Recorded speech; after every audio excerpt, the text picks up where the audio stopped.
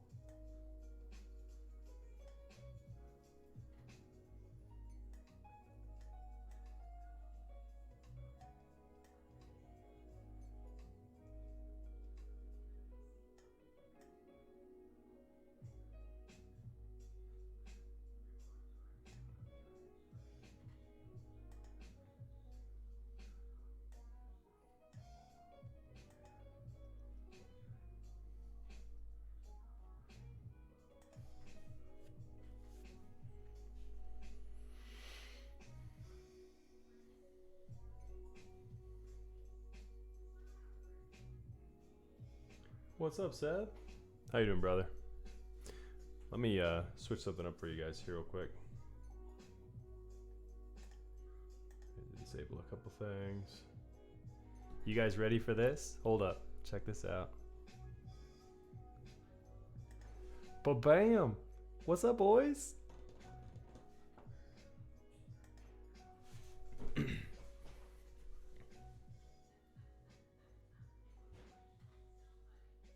I need to figure out, this autofocus is not doing its job. It focuses boom here, but it doesn't now go here.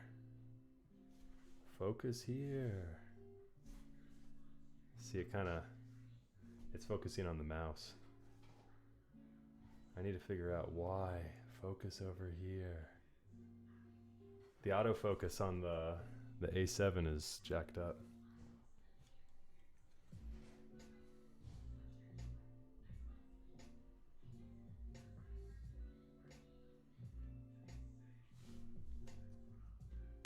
Seeing it's not. Adjust.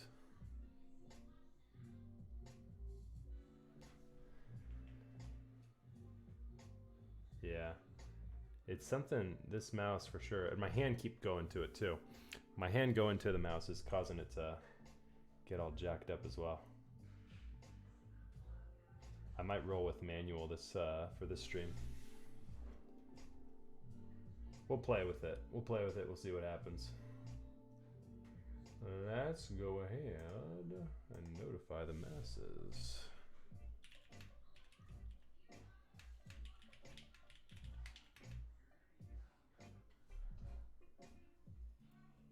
Cell genetics, bro.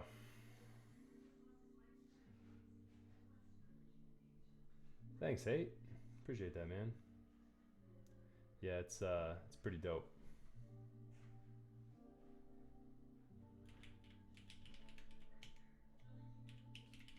Rebuild.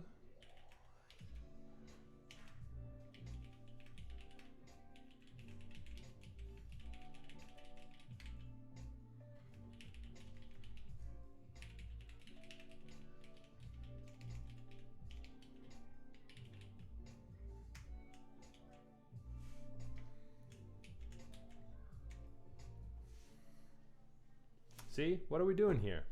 Focus there.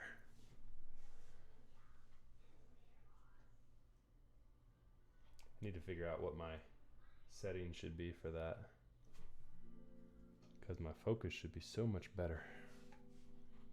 This focus should be on point. Maybe if I bring it a little bit closer. Hello. I want you to focus on that right there.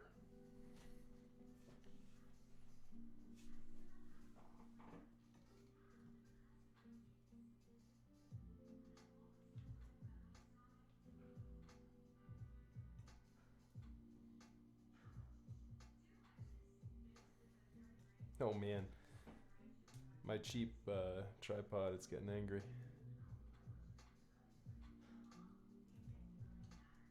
Let's do this. There we go.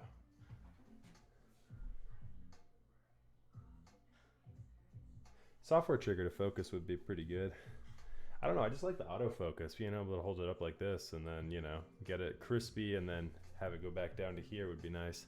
I think let's see if we go out of focus here when my hand is over here moving around. Test. What are we doing?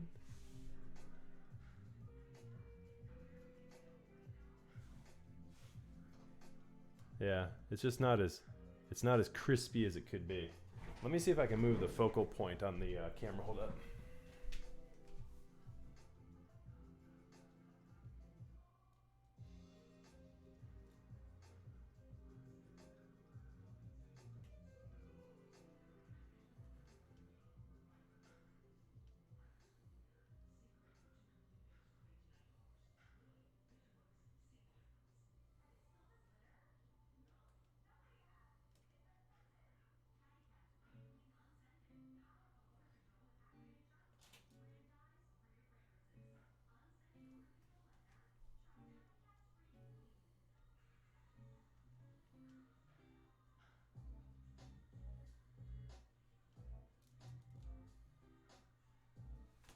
That should maintain focus now then.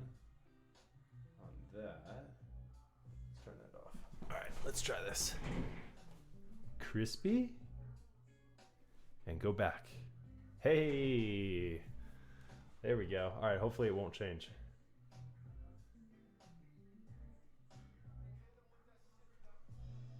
Alright.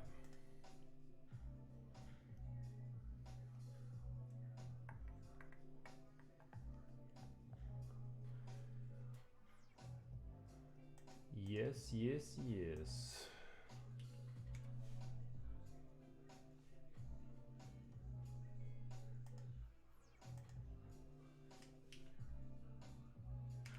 I'm hyped. I'm hyped. Let's go. Yeah, check this out. Hold up. Hold the phone just a darn second.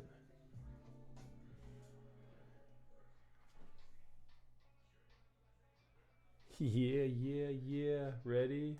Bam. That I need to do manually still. I haven't bound that to a key yet.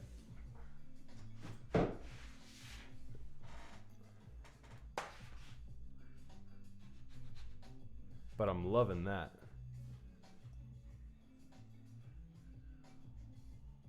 Absolutely loving that.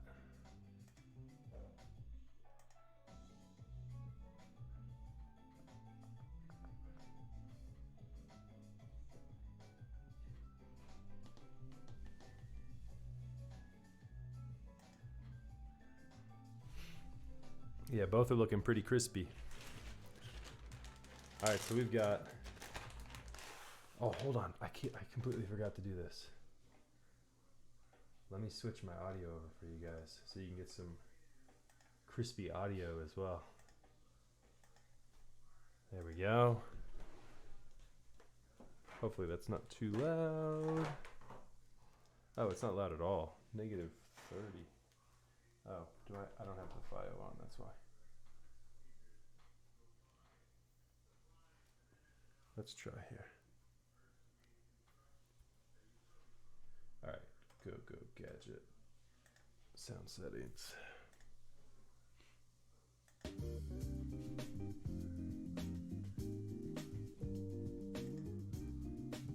There we go. All right, now we're cooking. All right, how's the sound on that? Go to top view. Boom, there we are. Top view's crispy too, right? Not bad.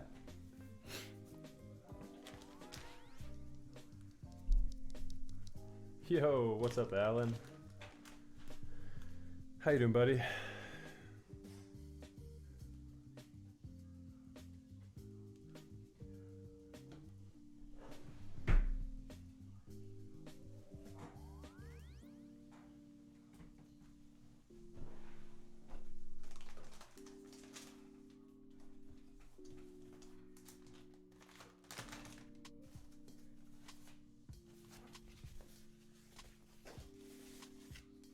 Oh yeah, Jane today, baby.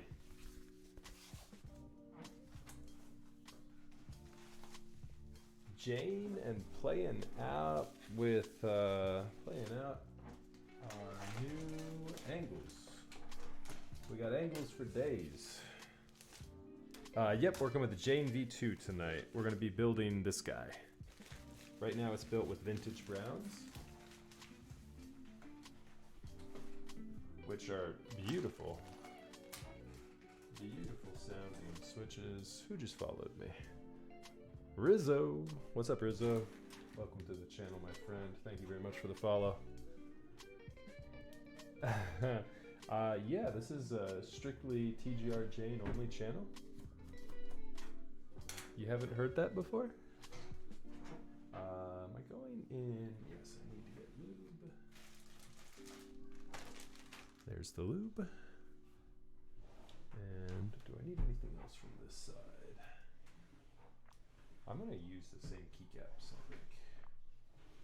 I'm going to put, yeah, I am. I'm going to put NCR die subs on the vintage blacks once we're done with it.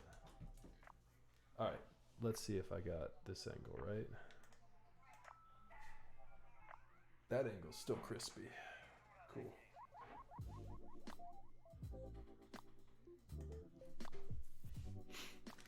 How's audio levels tonight, guys? My voice sound good, the music sound good, everything loud enough. Oh, hold up. I think we're too quiet. There we go. That should be better now. Audio level good.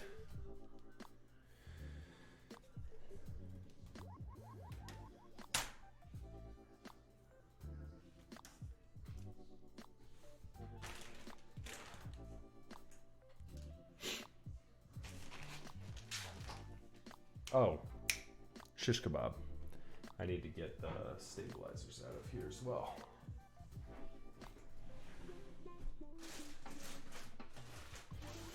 Watch me not have stabilizers.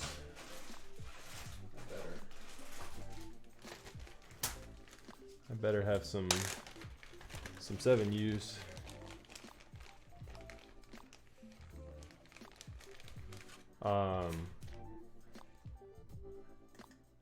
You can try. You can try to pay me for that. Oh, hello. Look at that. Look at that angle. How about I move my camera back up? There we go. Voila.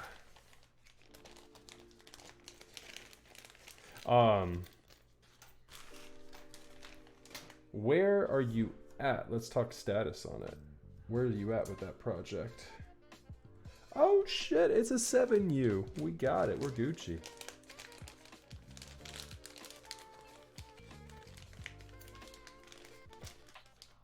One, two, three.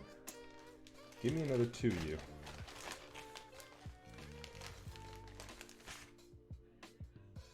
That's PCB mount.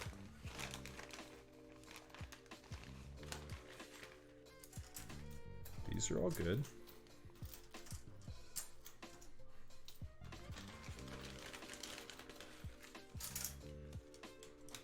Yeah, Fee, what's happening, my dude? How we doing tonight? Do I have any more GMK screw-in? Yes, I do.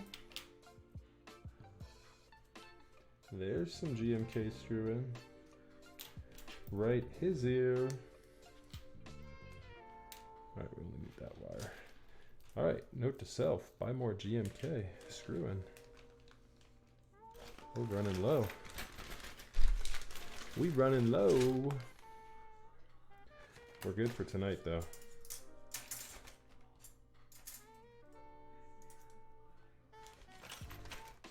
Finished all the wiring rows and columns on both my projects. Literally just need to be wired to Pro Micro and programmed. Yeah, man, let's talk. Let's talk offline. I'll look into it and see what I can do. See what I can do to assist. Yeah, guys, so tonight, just to recap, I know I've had a couple questions, and for people that weren't here, we are rebuilding my TGR Jane V2 this evening. I've got a bag here of switches I've just lubed last night. We've got the West German meme. Those are indeed filmed with some purple films. Hunt for that focus. It's not gonna take it.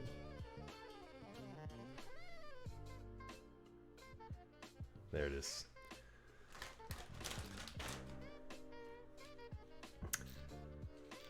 Good luck, OG Allen. I know it's the struggle. You gotta hunt vintage blacks like you gotta hunt for artisans. It's the same situation. They're not easy to find. But it's just like artisans. It's like the hunt. You get the hunt going and that like incentivizes you, right? If you're able to get everything just instantly, easily, it wouldn't be any fun. One stabilizer, 2, 3, 4. 1, 2, 3, 4. I need screws for a space bar. I have more screws. We have the power to make this happen. West German memes.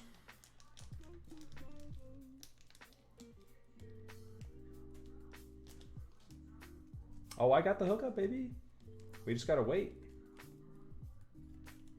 I do know the region of West Germany. I'm intimate with the region of West Germany.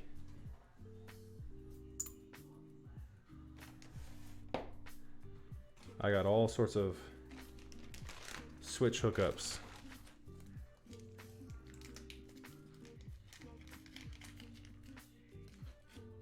Bloop. Hello. Garbage. So what do you guys think of the overhead camera, right? I'm digging it. This is the first stream with the overhead camera. I think it's going to give you guys a little bit of a closer look into how I do things. How about we get a little closer? Boom. I could probably move my webcam from like there, there, over there. My favorite kind of plate for the Jane. The brass is pretty spicy. All these cutouts. But I gotta show some love for that polycarb plate. That thing has got like the flex of champions.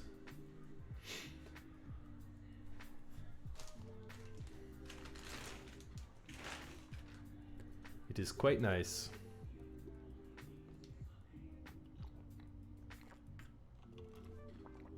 Alrighty.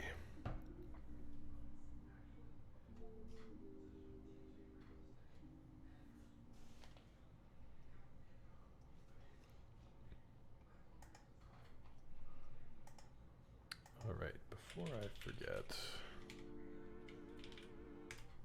let me send this out. Over here. So how's everyone doing tonight? Everyone having a good week so far? I know it's kind of early.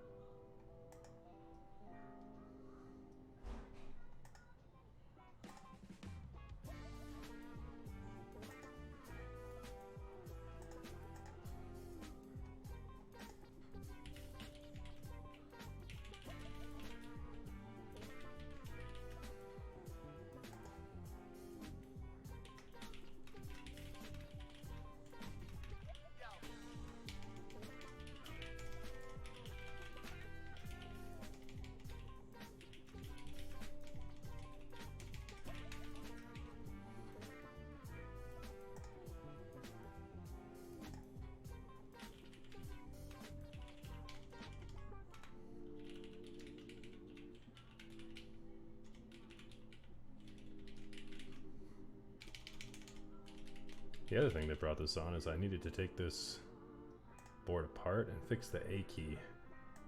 I need to retouch my A key on this thing.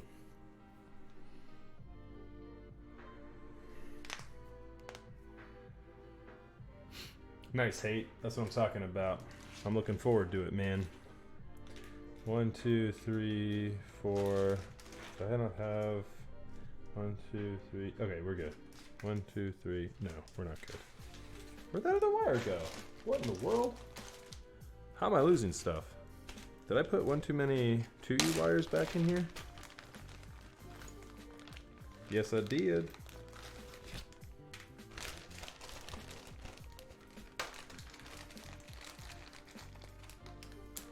Yeah, so I have the vintage blacks in my TGR 910 as well at the moment, and it sounds pretty sweet as well. Sounds pretty juicy. There you go.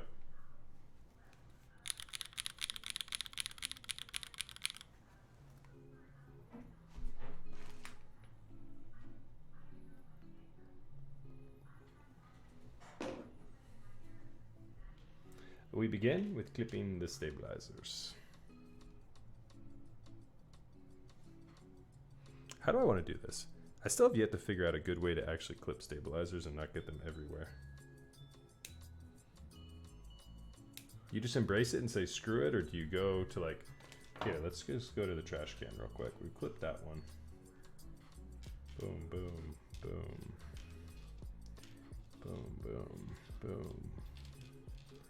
Boom.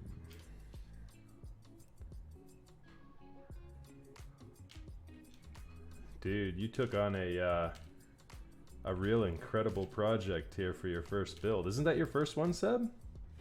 You just went balls deep on a handwire project for the first one. You're like, hey, what's the most difficult thing I can do? And you're like, yeah, let's do that. Yeah, let's do that. All right, give me 2 seconds, guys. I will be back.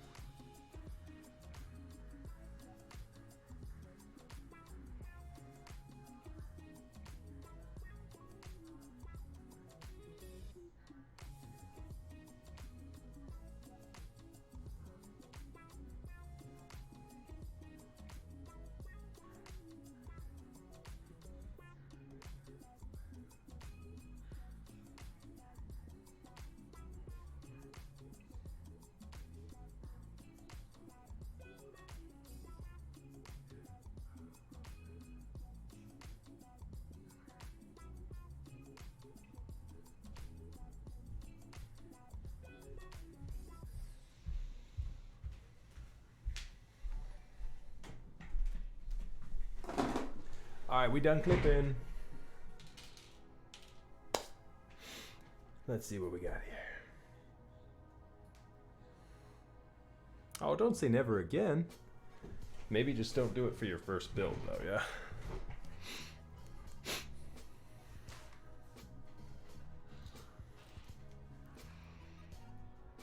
I cannot get over the crispness of this, though.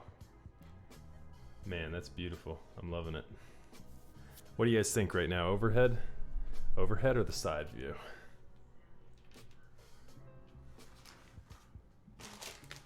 We got all the angles. There you go. We'll,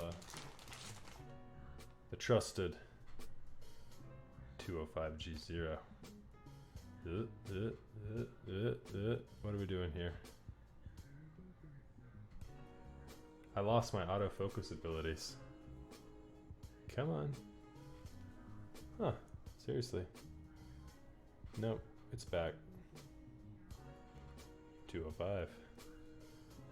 That was weird. For a second, it fell asleep on me.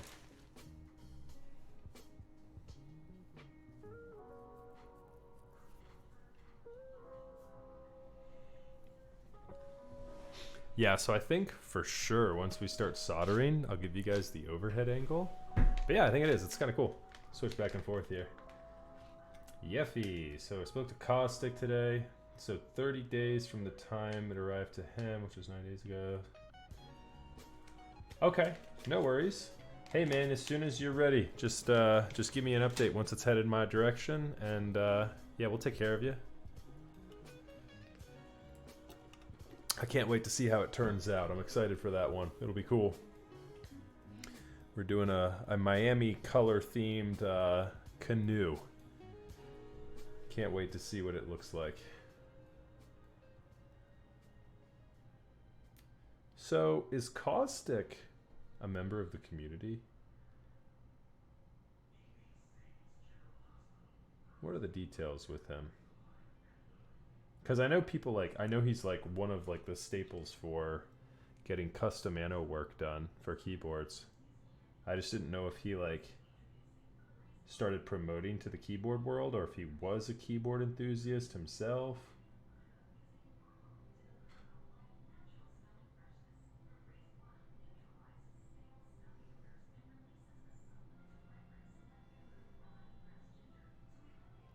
Yours turned out really nice though, Hate. That mushroom, that warm gray. It almost looked kind of like, depending on the light, Hate, it almost looks like your gray turned out very similar to the TGR 910 CE gray. You know what I mean? That warm gray.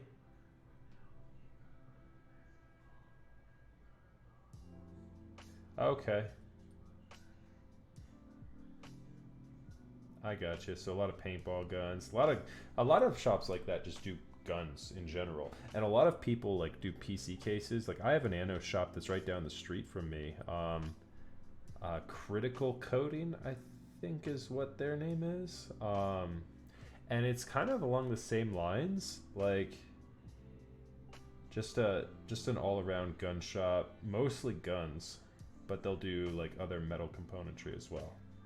But yeah, people like really embraced Caustic, so I was wondering if, yeah, so that answers that question. The answer is no. Kind of made me feel like, because so many people have been going to him, kind of made me feel like he was like part of the community. I know Tyson is doing some work as well. I got rid of mine, Hate. So I moved my 910 to pick up the 910 I got from you, actually. So you should have let me know back then that you wanted one. Yeah, they're pretty juicy.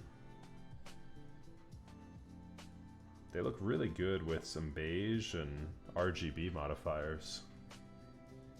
What keycaps did you put on your Jane, Hate? Oh, Tyson's just Cerakote. Okay, gotcha. Yeah, I don't know if he was doing any custom anno work as well.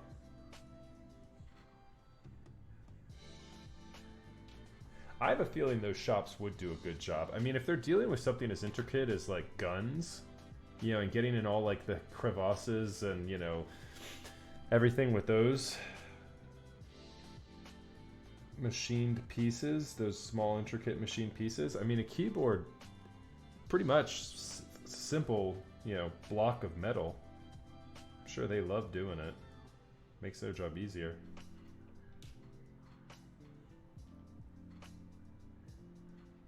Okay, the Sav set with the, is it the red or is it the black? That's the red, right?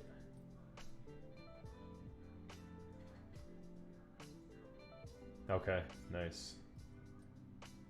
Did you get your set from Balloon, Hate? Off Desk Authority?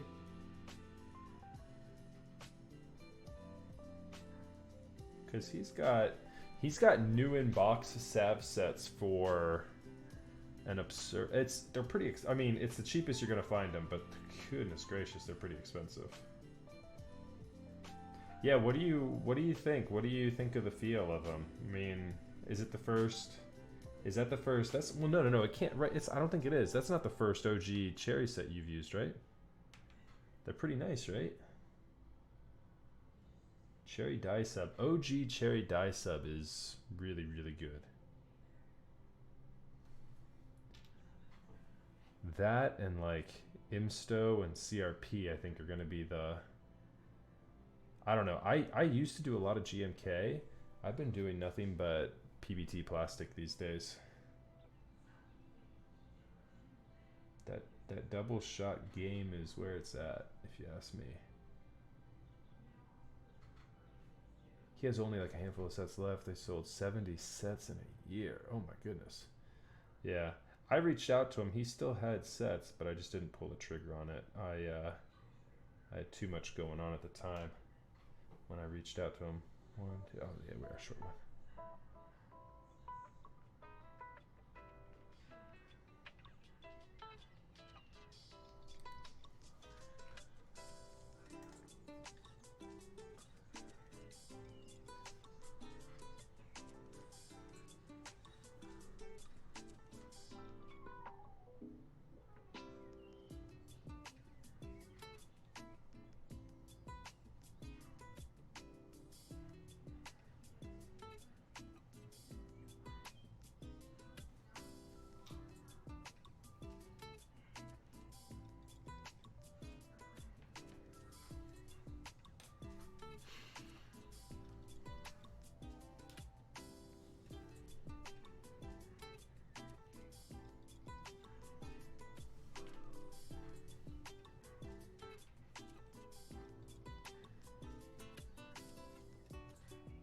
Ooh wee.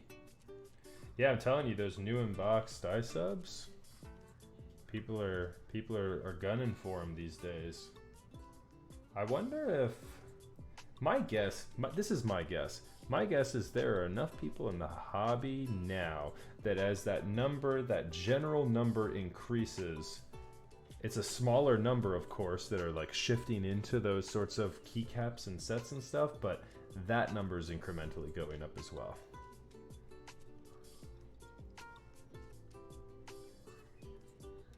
It's kind of cool looking at like the disbursement of where people flock to in keyboards.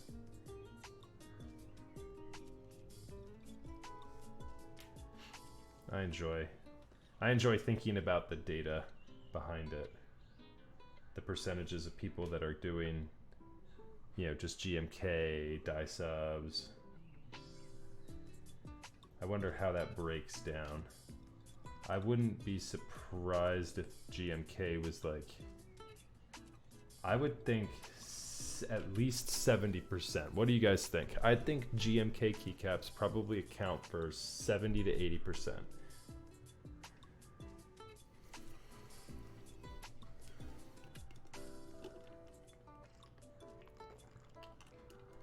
Man, this light is really harsh on my face. I turned my brightness down on my webcam and I still feel like I'm washed out. Hold on one second. Let's try turning it down a little bit more. Still feel like I'm washed out.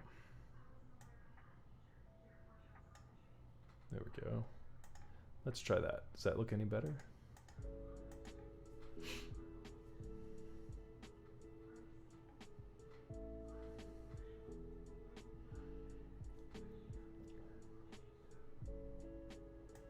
What's up, Dalsu? How you doing, buddy?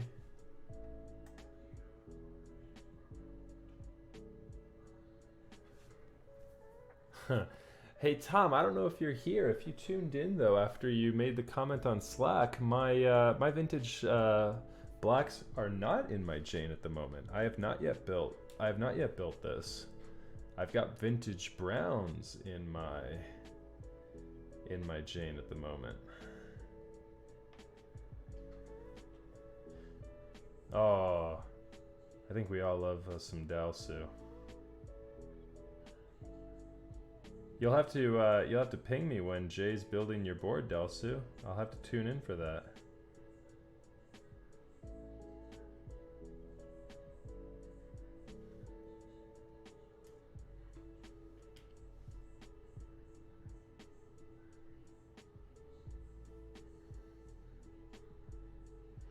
So I've been thinking, guys, we've been stepping our game up a little bit.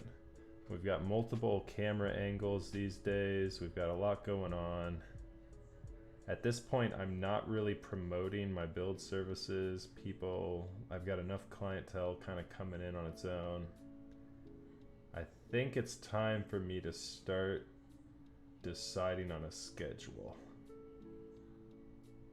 Does anybody stream on Tuesday nights normally?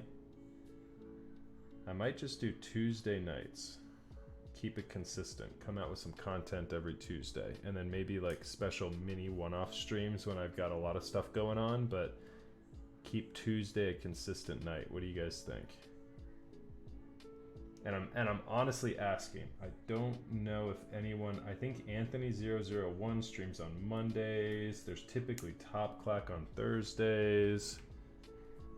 Nathan Kim streams on like Fridays.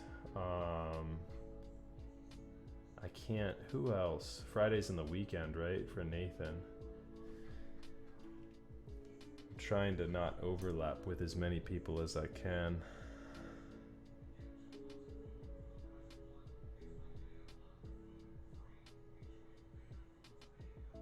Anyone know if anyone big streams consistently on Tuesday nights? Yeffy, yeah, so my overhead camera is my Nikon. And then the camera I've got on the side angle is my Sony. So this is my Sony cam right here.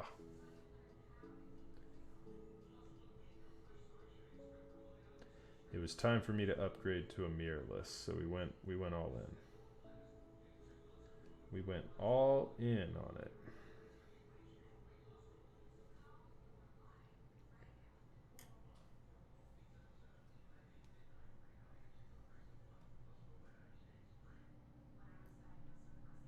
I've also got momentum now, so I need to be putting out some more content as well around guides.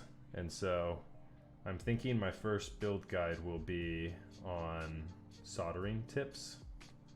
There's plenty of soldering guides out there that show you how to solder generally, but there's not many, I don't think, that actually showcase tips for building a keyboard. And so it'll include my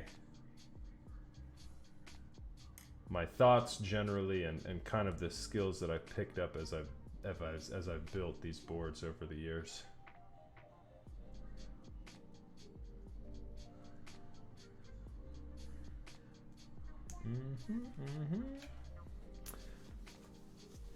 Yeah, stabilizer guide would be good too.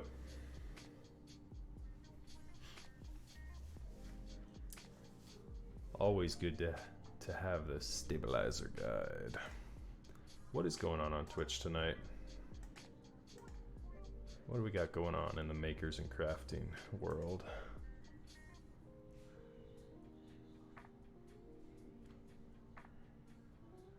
Oh man, we got people making pottery? Hot damn. That's cool.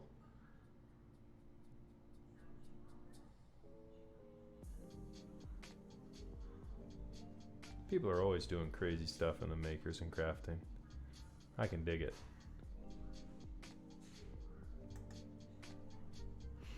Yeah, so stabilizer guide, absolutely. I agree 100% there. That would be another good one to include.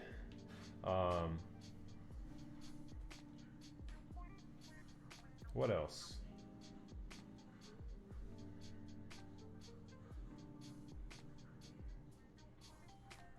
Let's do a parody guide. Let's do a parody guide on how to flip keyboards. Coming from the guy who buys nothing except keyboards that have been flipped. Feels bad, man.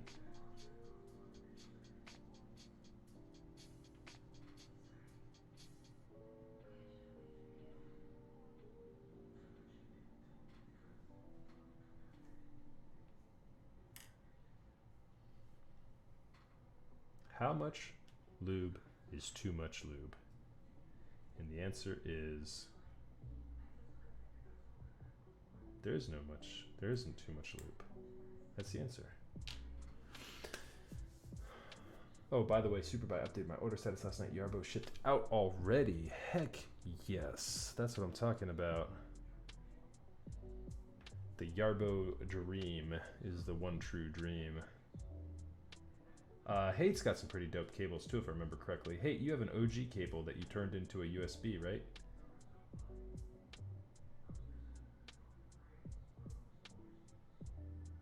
Those are pretty slick as well. Gotta step that cable game up. We're going to audiophile level componentry that's repurposed for USB cables. That's how you know you've gone in too deep, Yeffy. You've fallen off the deep end, my friend. Oh yeah, the OG donut cable. Yeah, those were good. I wish I had gotten in on one of those. But those are all black, right? Or were there options? I can't remember.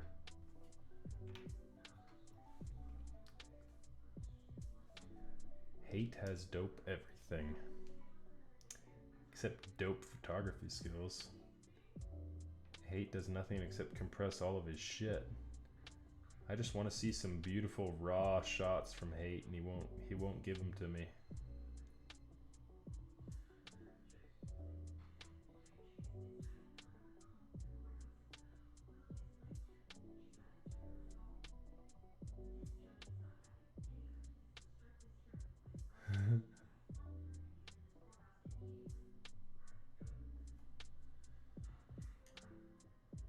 Oh, have him hit me up, Hate. I like the look of those cables. I have, oh shit, I just got a 205 on my finger. I got 205 on my fingers. Yeah, I like the look of those a lot. What I'm gonna do, I'm gonna fix this. And then put this in here.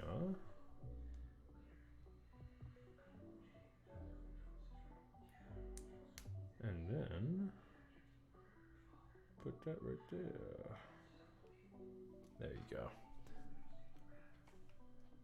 View swap. Ba-bam.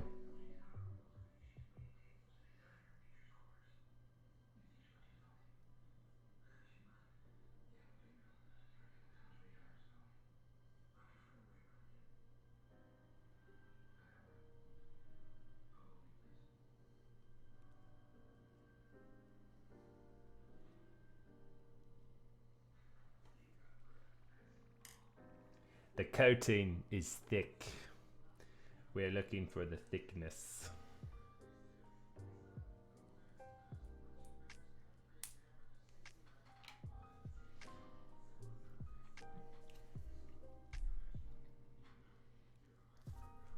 Shoot, Alan. What you got?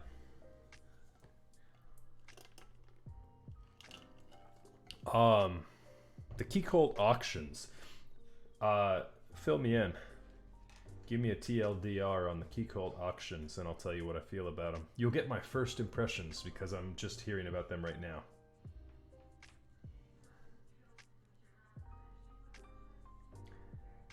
I live under a rock. The last time I streamed was the last time I got any keyboard information from you guys. I only know what you guys tell me. I can't keep up with chat anymore these days.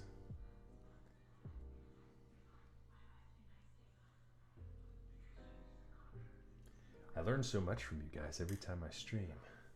They auction 10 boards for bids. 11th highest bid is what they will all be sold for. 11th highest? So the person that bid the lowest out of all 10, that's what the guy who bid the highest also gets the board for? Is that what is going on? So there's 10 people that make it.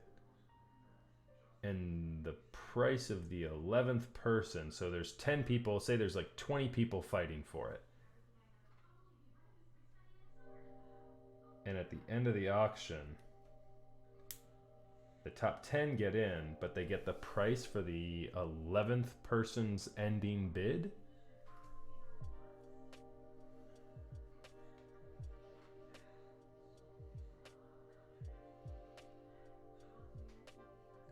People bid, so the highest bid is tech, 5,000. Okay. That's an interesting auction system. Where are they hosting said bids and auctions? Is this all done on their website?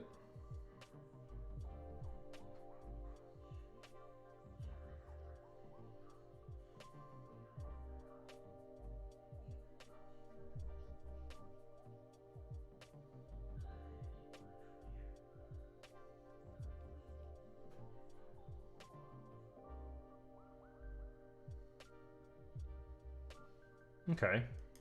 Well, I gotta say that this is actually the first time I'll have heard of a in-demand group buy designer, creator, however you want to refer to it. This is probably the first time that someone like that will make close to flip pricing for their actual product. So I'm a fan of that. First impressions, I'm a fan. You know, flipping is part of this community. Capitalism, the way it works, I mean, it's supply and demand, guys. I don't think anybody likes it, and everyone loves getting a win at a super good price. And I think everyone feels shitty when somebody wins a group buy and then turns around and sells said group buy item for 3 times the price.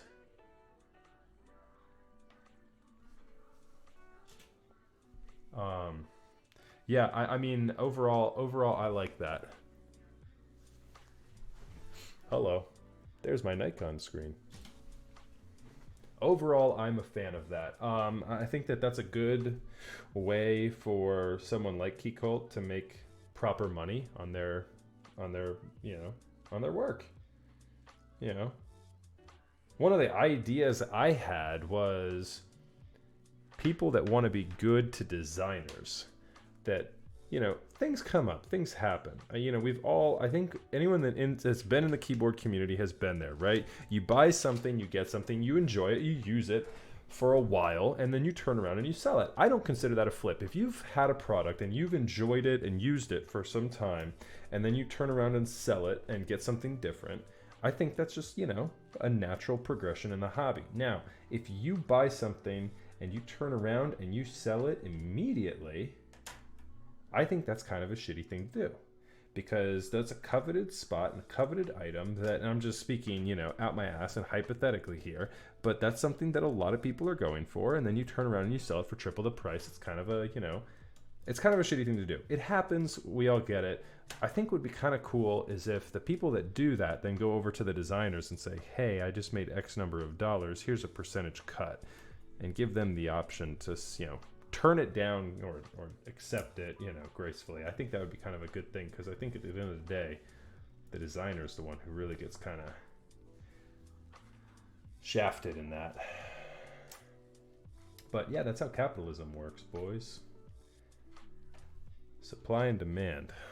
If there's a lot of demand for something, people are going to just ask market value for their stuff. Yeah, the auction took place today. I'm not sure Keycult won't release that information. Yeah, I mean, I wouldn't be surprised if Keycult kept that information private. I mean, who knows? It's entirely up to them. I like Keycult though. You know, I don't think they're going to do something that is, you know, not in the community's best interest. And at the same time, their best interest, right? You know, so I'm not at all opposed to it, especially too because Keycult is so low. It's such a low quantity of boards that come out from them. You know, their buys aren't, you know, 30 boards. It's not 40 boards. It's, you know, when a Keycult buy comes out, they're like 10 units or maybe even less than that. And so I don't think that's at all a bad format for them. You know, and they're obviously in demand. You know, people get a Keycult number 2 and they end up turning around and selling it for a huge amount of money. I mean, so I think that's a good move. first impression is A-okay with that format. Okay, so 55 raffled and 10 auctioned. That's not bad. I think that the raffle is still a lot of fun. I think that people like that format because first come first serve is really kind of tough. There's absolutely kind of a game in that, but it's always kind of annoying when you lose out a first come first serve to a bunch of bots, and so that's frustrating. But part of the game too, I guess, right? I think at the end of the day, I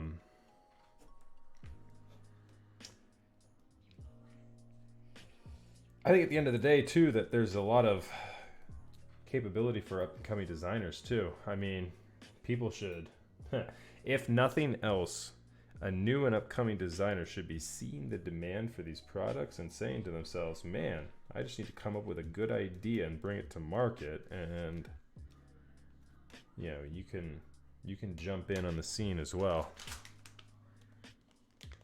There's a lot of money to be made in this hobby.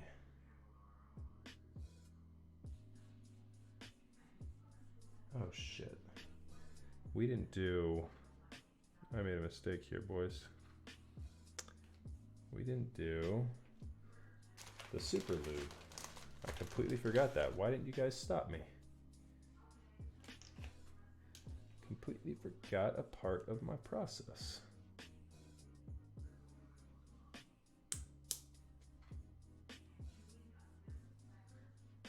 That's a lot of units for Key Colt.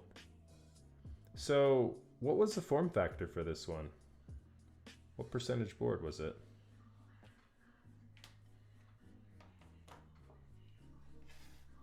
Man, 65 boards? Oh, was this for the number 1 Rev one?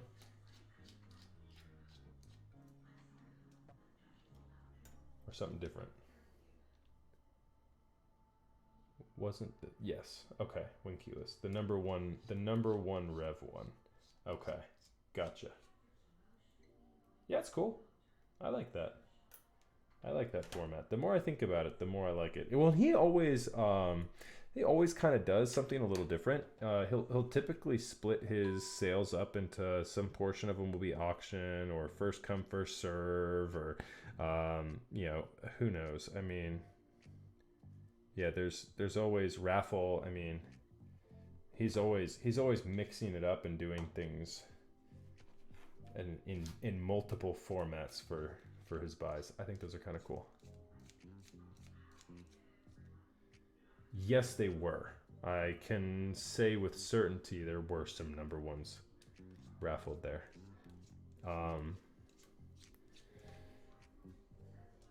It was, and I don't even think it was a raffle. I think if you were at, who else was there? Correct me if I'm wrong. I believe if you were there and you said, I want a number 1, and you had the means to pay for it, you put your name down on a list and pay for it, and you got it, and you had a number 1. So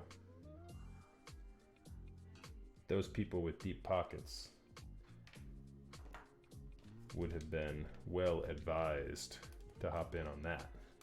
Or it might have also just been a list.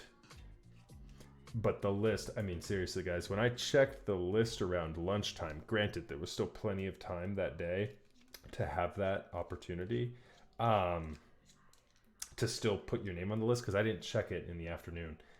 I don't know how, but then again, I don't know how long he kept the list out. He might have only done it for a couple hours. I believe there was only a handful of people on the list when I checked it earlier in the day. So I think the like, you know, the price tag of you need to pay for this, you know, immediately kind of deal threw some people off. But yeah, I know I saw many people on the list though.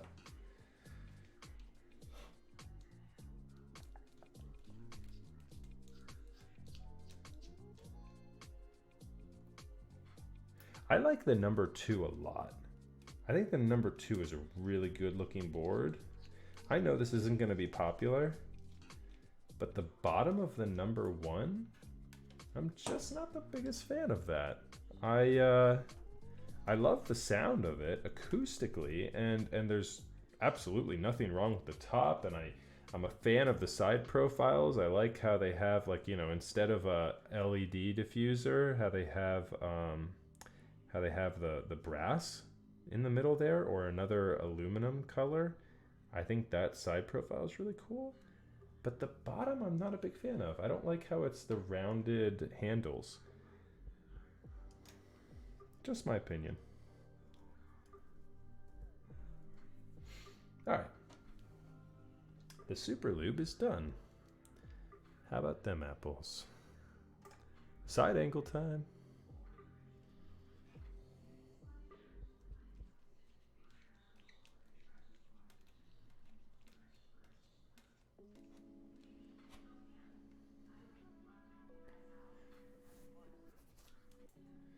Yeah, I think the number 2 looks so sharp. Correct me if I'm wrong, but the number 2 aesthetics came originally from that HHKB, that special HHKB bottom that had no hardware or mounting or anything crazy on the bottom. It was all done behind the scenes with that large plate that sits on the bottom and covers everything up. I'm a big fan of that look.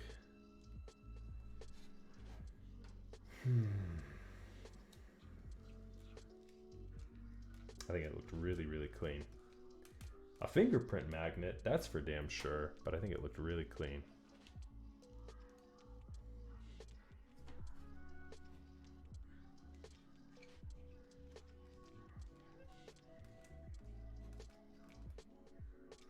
I hope I tuned these switches well.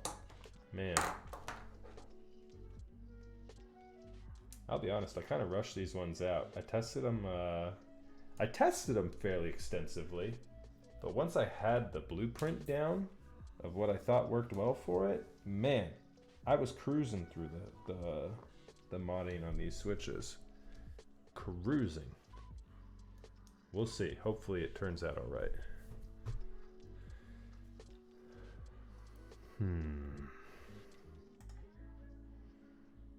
Let's catch up here real quick. I don't know if I've missed anything. I did miss some things. UB Mitt, thank you very much for the follow. I know I said thank you to Rizzo and Yeffy. Thank you very much for the follow, Yeffy. I appreciate you guys. Enjoy your stay.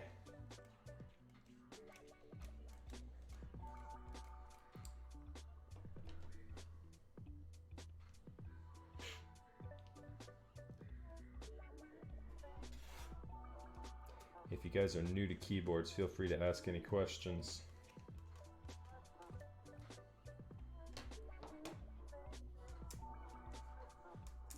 These streams are always a little give and take. I'll impart on you guys some knowledge, or my lack thereof, and chat will correct me on things I misstate. Love you, chat. And you guys will keep me entertained as I do something that I generally find boring. Building keyboards. I should rewind that and say that I enjoy building keyboards, but I do find that parts of the process do get a little long for me.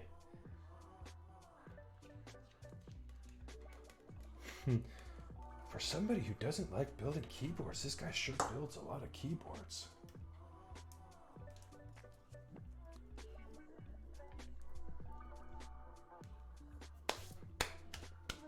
Who do we got here, Hate? Let's see here. Handerbait. I think I'm already in. If I'm not mistaken, I'm already in.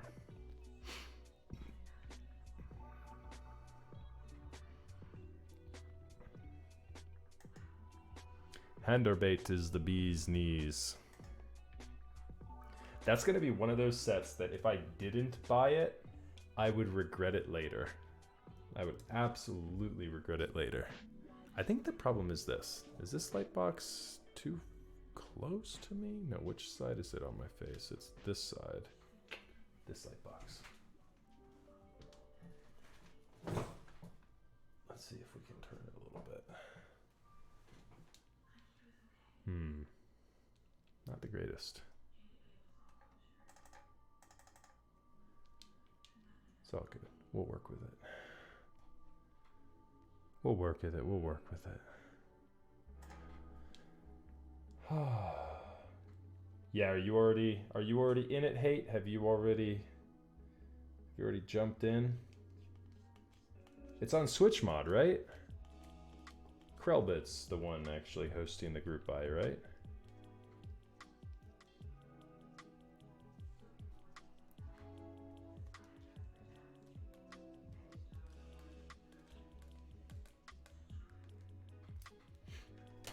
It's just so funky. It's just so funky. I love it. I mean, there's no reason not to grab it. Other than you think it looks like heinous AIDS. Which, you'd be valid in thinking that.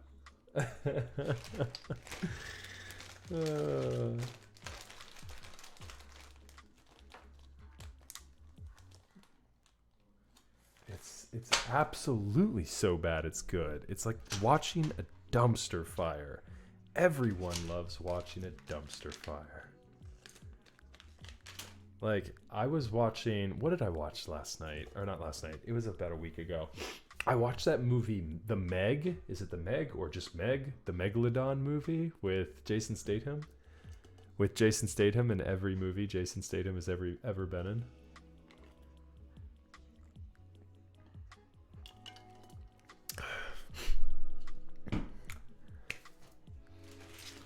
That dude is nothing if not consistent. He does the same types of movies every single time. Hollywood won't cast him in anything other than some movie where he's driving some car or he's driving some sort of vehicle. In this one, he was driving a submarine. And that's why it was a dumpster fire. People didn't like that as much. And it was just so bad. I think this movie, this terrible movie, spoiler alert, you don't see the damn, alright, so again, spoiler alert, you don't see the damn shark for like half the movie. Every time like something's happening with the Meg, it's like just their boat shakes or something. They like clearly had a tight budget.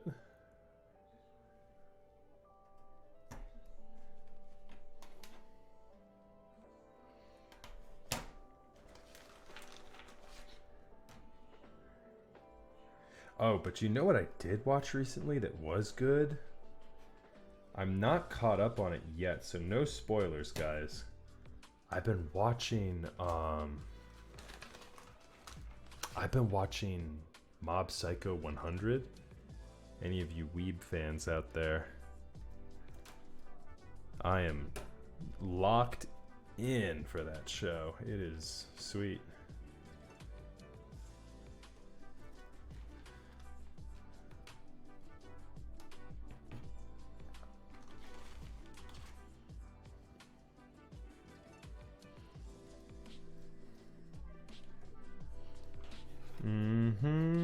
I almost forgot about this damn PCB and how it loves to hold switches. Not this PCB. This plate. I need to put the switches in the plate before actually beginning. Otherwise, I will just bend the plate down. And I don't want that.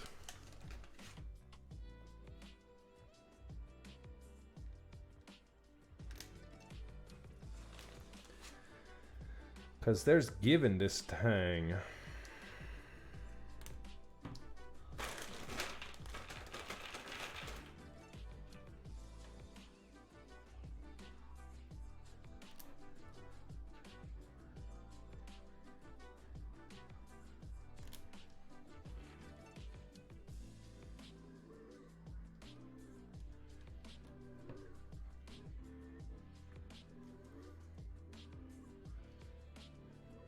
What in the world?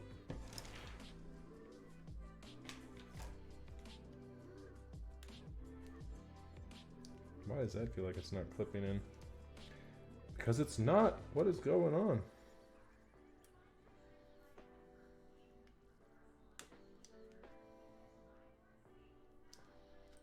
Where in the world is this switch?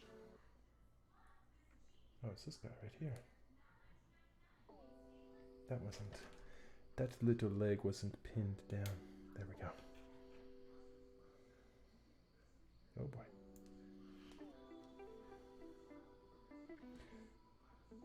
Hey, what's up, Mech27? Is that Devin?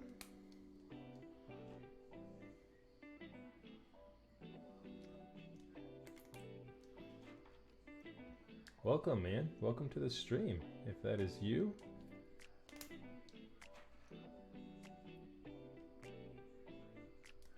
I was thinking about the Mech27 that I had the other day, actually. I loved that board. I had it built up with some Mod M tactiles. Such a good build. I miss it. I'm overdue to build something with some mod switches. Oh, okay. Hello then, not Devin. You confused me with your name. Okay, I think we have enough switches on this board now. Let's see if we can get it aligned. Will the stars align to allow us to... Yes, they do. Hello, we're in there. We are in there.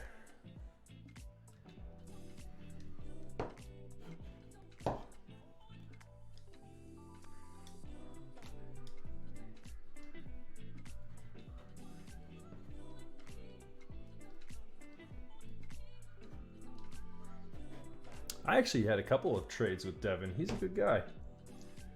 Devin's a good guy. Whatever happened with the Mech27 V2 buy? Did that one finish? I know it seemed like it was pending for a while, right? Or am I misremembering?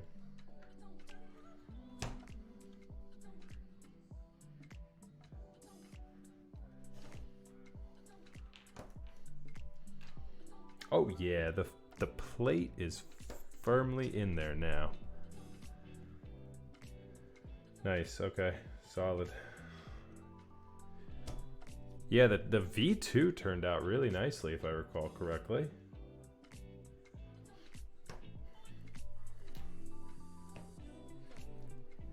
Really nice, really nice.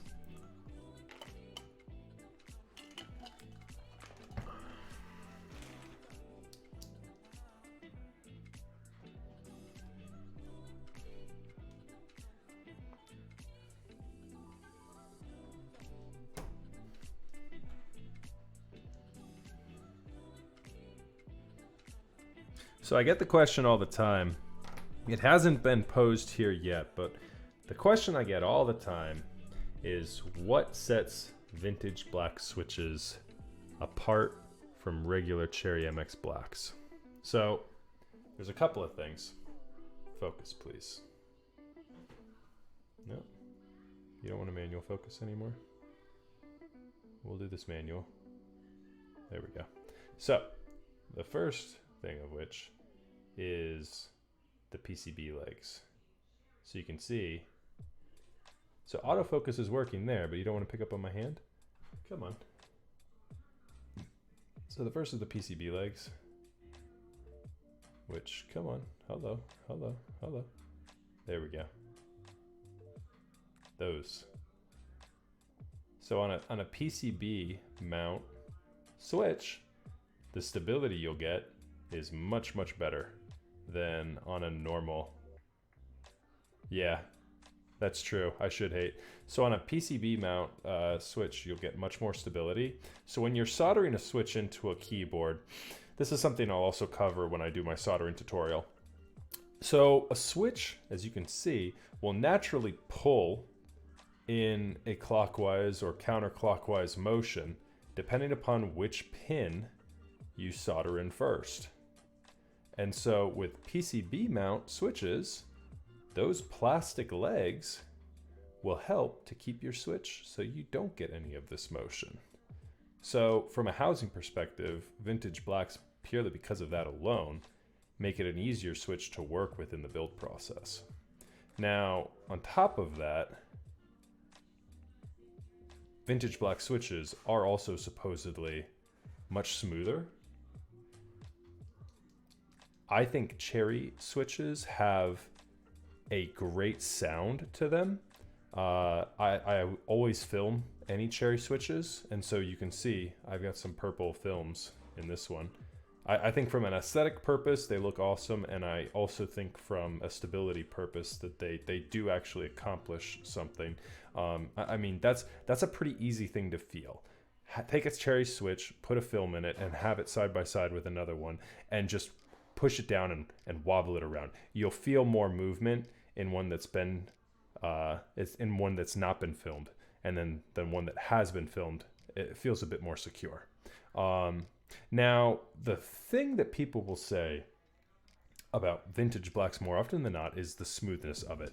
And that's where it really comes down to the consistency of the switch. The answer is absolutely correct that a vintage black switch will be much smoother if you've got a consistent good one. The problem is, dependent upon the condition of the PCB you've harvested the switches from, you could have wildly inconsistent experiences. So, that's why about a year ago now, when Cherry retooled all of their switches, people went nuts for them. And when I say nuts, I mean, I just remembered there were a lot of people ordering retooled black switches. And the reason for that was they were fairly consistent.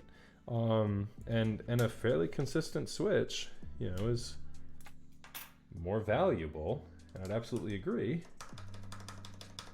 than an old switch that's not.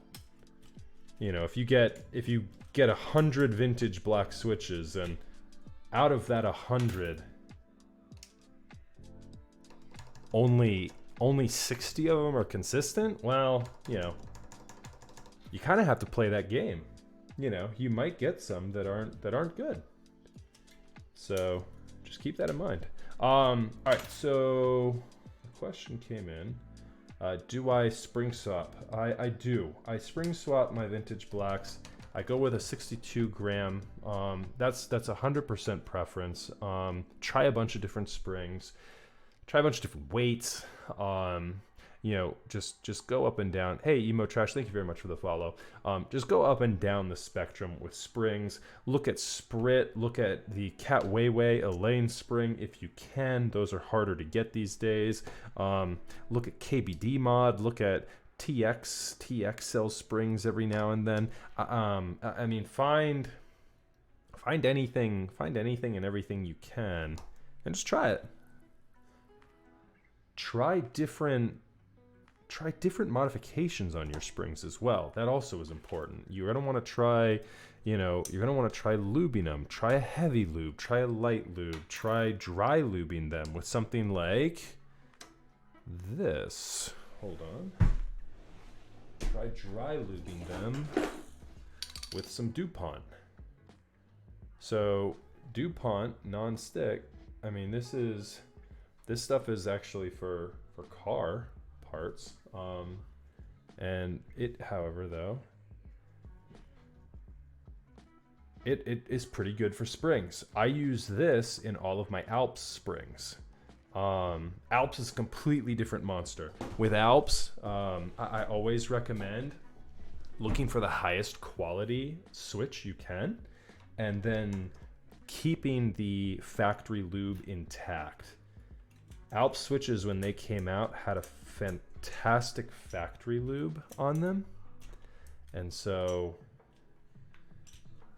it's fantastic if you can find some that you don't have to mod anything other than a spring. Okay, come on. All right, what does this sound like?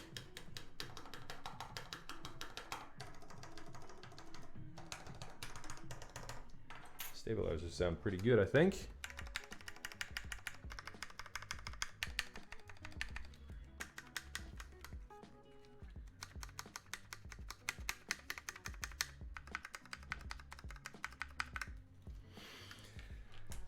Alrighty.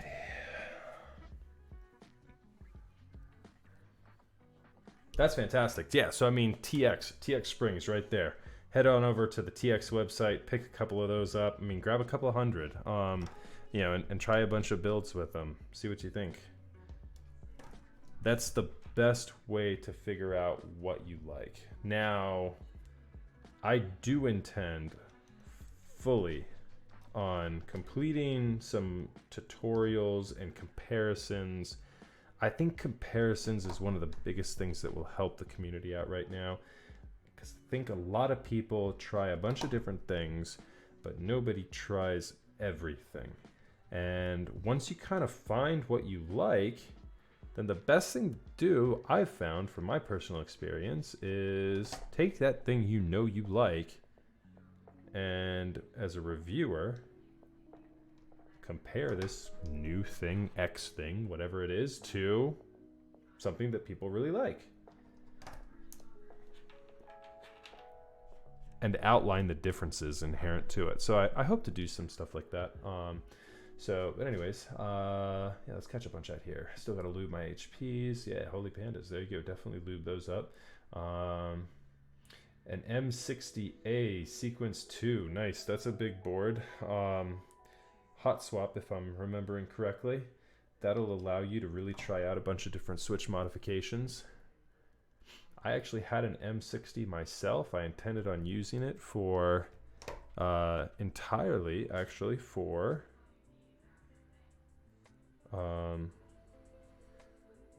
testing out vintage black switches. I ended up getting rid of it because I didn't want a hot swap board just for that, and I don't mind soldering. And I like the feel of a soldered switch over a hot swap. But it's a very cool and definitely a great looking board. Good pickup on that. I love Rama.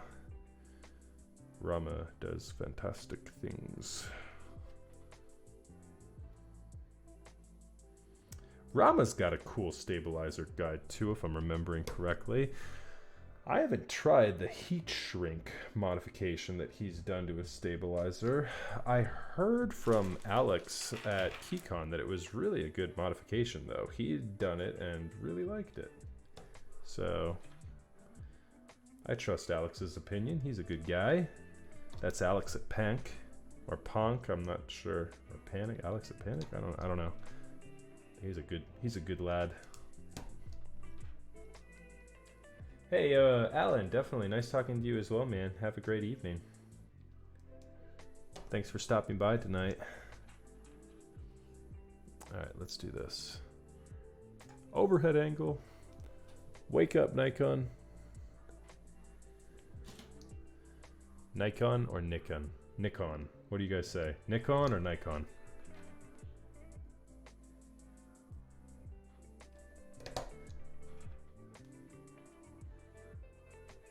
Let's get to the real meat and potatoes of the discussion. Let's cut right through all the bullshit. I have 65 gram in my Jane V2. I am on 62 gram. 62 gram is my bread and butter. I like lighter switches. I become a weak old man in my old age. What's up, DQ? DQ, did you just tune in? Check this out, dog. What up? What up? Oh yeah. We're up top, then we're on the side. Up top, on the side. Up top, on the side. Oh yeah. Does anyone want to sponsor me yet?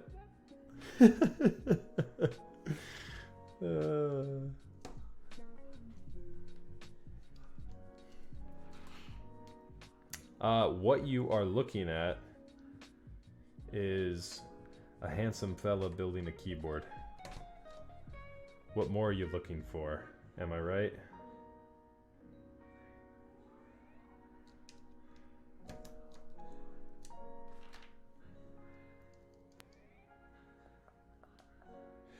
Yes, so I can echo that. Topra and MX, comparing those is you're not gonna have a good time.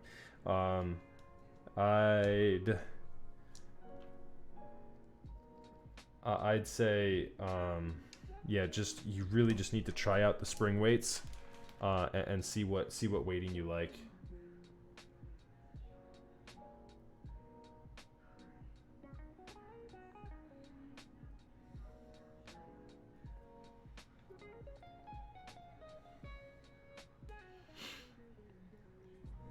I did 55s on my vintage browns as well, hey, if I'm not mistaken. I think you could get away with something a little heavier on the vintage brown. It's so not tactile that I think you can really get away with a heavier spring on it and not get punished. I'd say go with what you like for spring weight on the vintage browns, with what you like for spring weight on vintage blacks. Maybe a little bit lighter, like if you like a 62 gram vintage black, maybe go with a 60 gram vintage brown. But I mean, it feels good.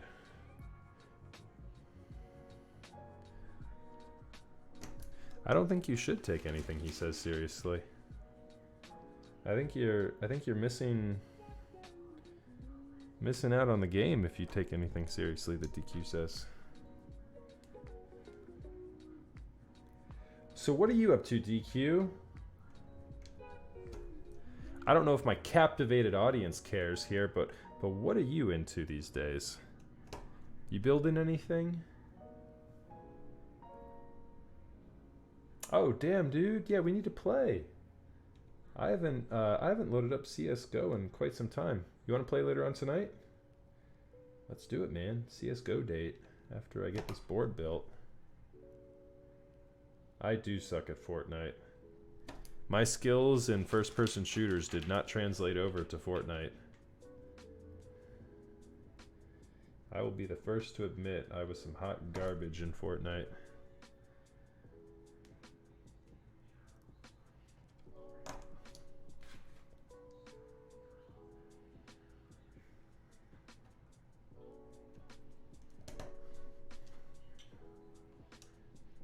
Nope. Man, DQ, perfect timing. I feel like you pop in the stream every time I put a switch in a wrong spot. And then you say, imagine that dude builds keyboards on a daily basis and doesn't know what switch hole needs to go where. Imagine that. Feels bad, man.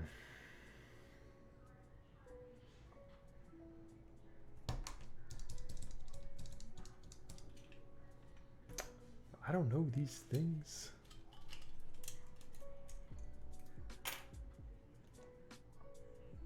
All I know is that I need to check.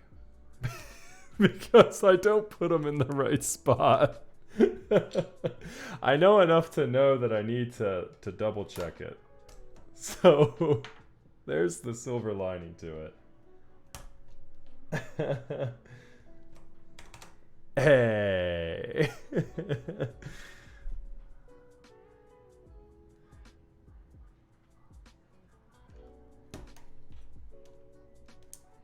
Hey, we got it right there. Oh yeah. Oh yeah. Oh yeah. We're making progress. So, fill me in on some details. What were you guys just doing, some matchmaking?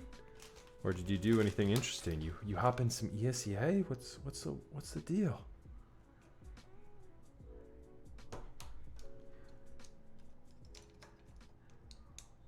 Oh, boom, baby. The right side. We were Gucci. Or the left side. Imagine not knowing your right from your left. How about them? How about them apples? It gets even better.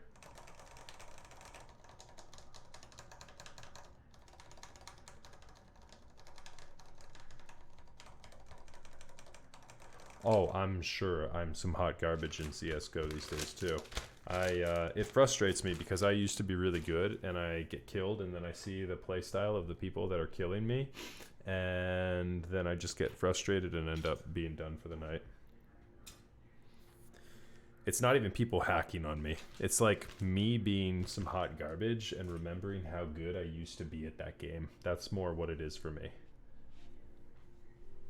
Move that up there so we don't get solder on it. That there. All right, give me a quick shake here, guys. We are going to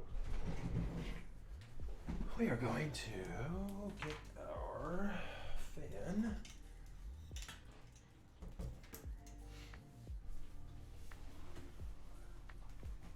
Open this.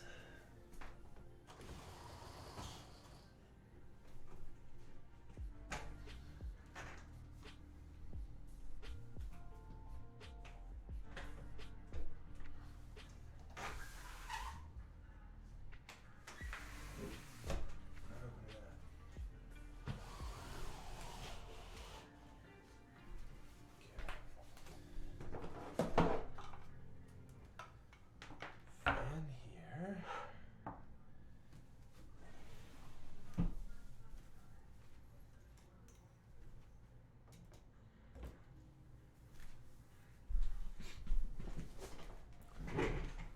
All right, is that right?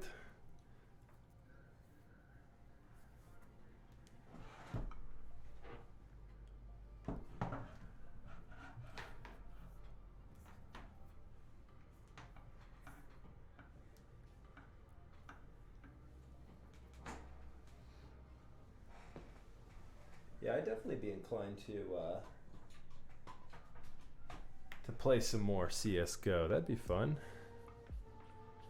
And I say that now, and then probably 20 minutes into it, I'll be like, why did I do this?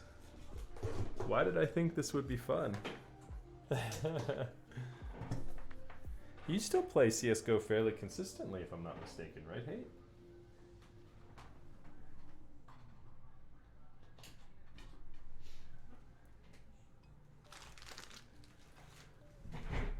Oh.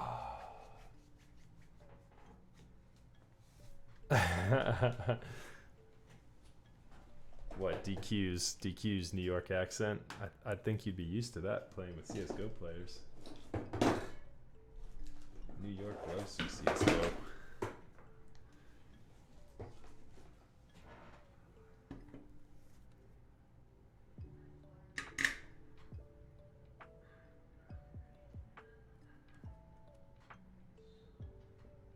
Oh God, isn't Zondat in EU?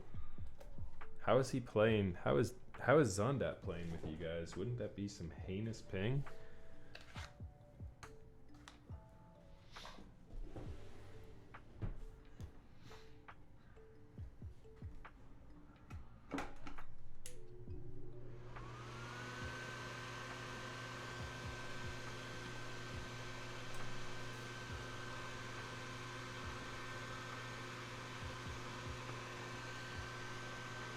I don't know who that is, Hate. You'll have to reference that to me.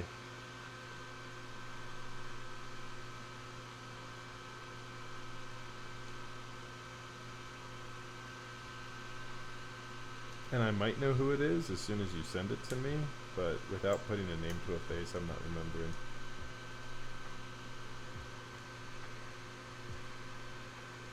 Yeah, that's what I was just thinking. I probably have.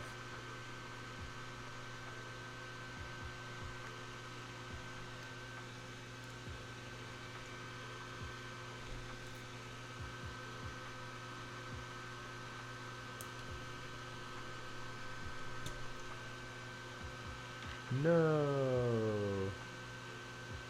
Did this one break? Oh man. Hold up. Let's do some switch surgery. Did this little switch break? Come back to me. Come back to me, switch. We might have lost a soldier, guys.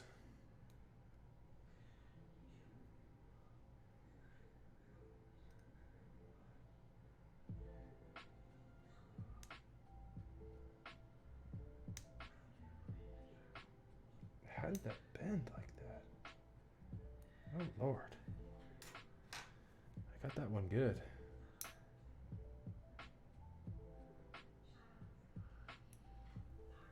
He's back. We did it. All right, do we have it lined up now? Yes, we do. Hell yeah.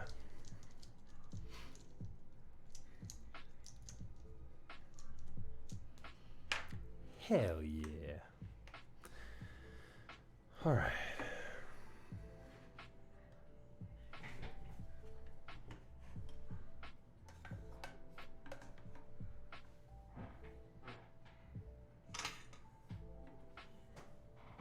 Okay, careful not to burn the cables down. There we go, there's that. There's that, that. Alrighty. Go, gadget soldering iron. Alright.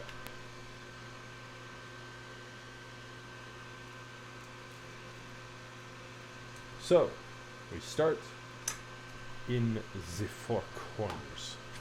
We clean our tip first. Nice and shiny, yes.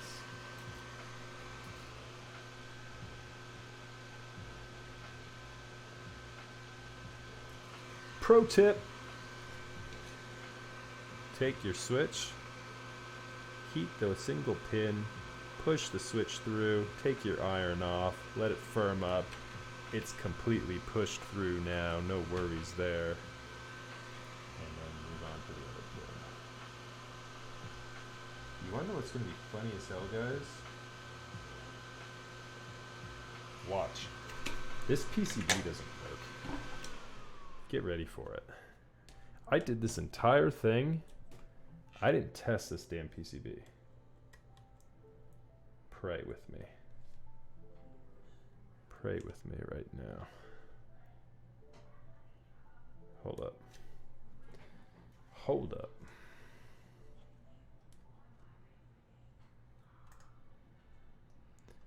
I've never wanted a PCB to work more than I have right now. I think I tested this when I first unboxed it, just to make sure that we were good. Yep. But man, that would be some shit if this PCB didn't work. All right, we're good. That would not be good. Damn, DQ, what happened? What happened to your PCB? Sorry to hear that, man.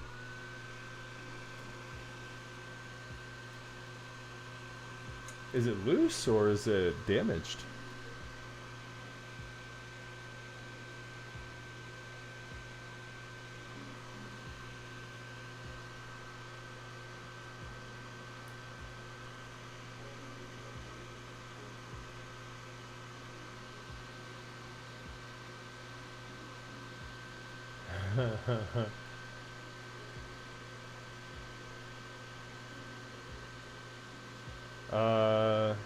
Send me the PCB, DQ. I'll fix it for you.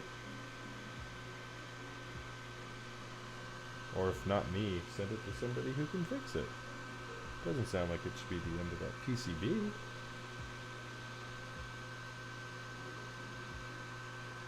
Okay, then like I said, send it to somebody who can fix it.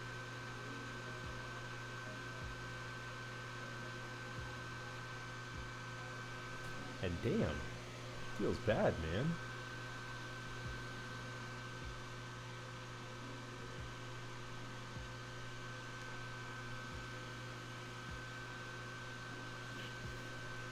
So the USB works, but not with your USB hub.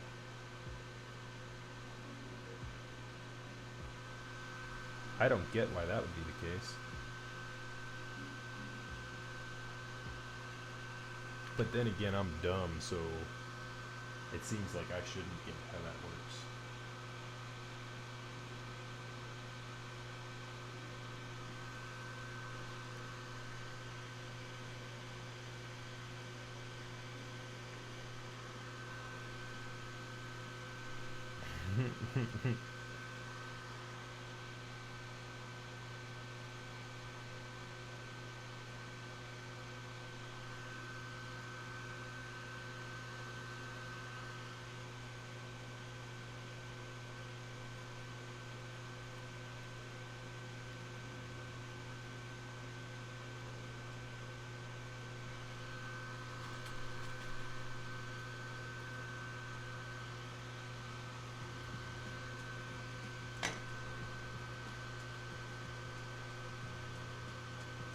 Dark Sky Rob, thank you very much for the follow, my friend. I appreciate that.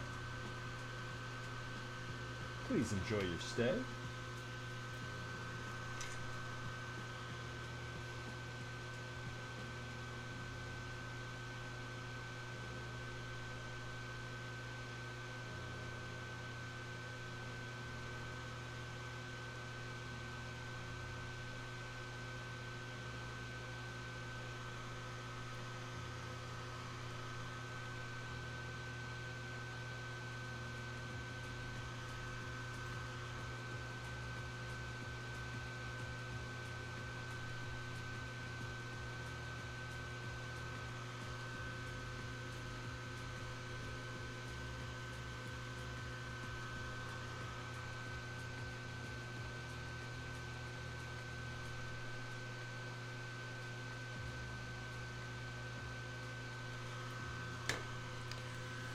I'm gonna turn mic volume down until I finish the soldering, so you guys aren't picking up the fan.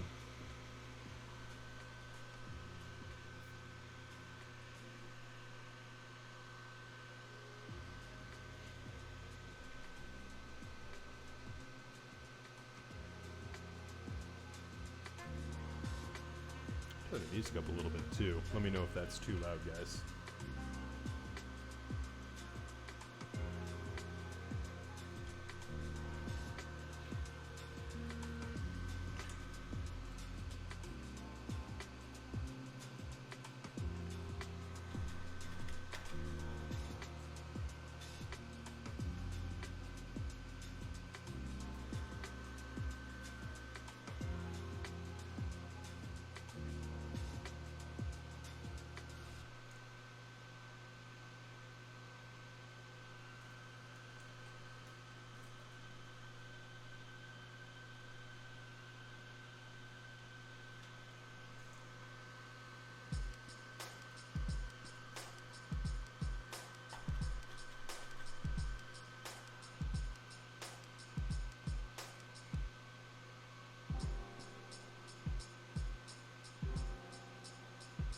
Only if you guys promise not to call CPS on me.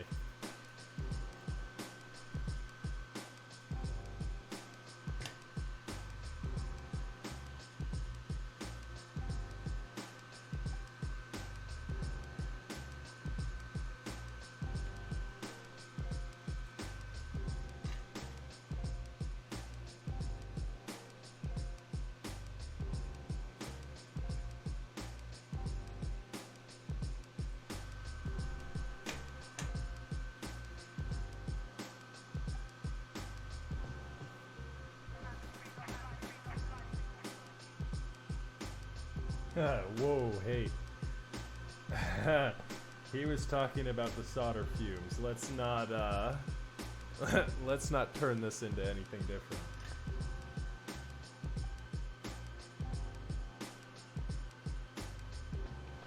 I'm not touching this one. You boys do you.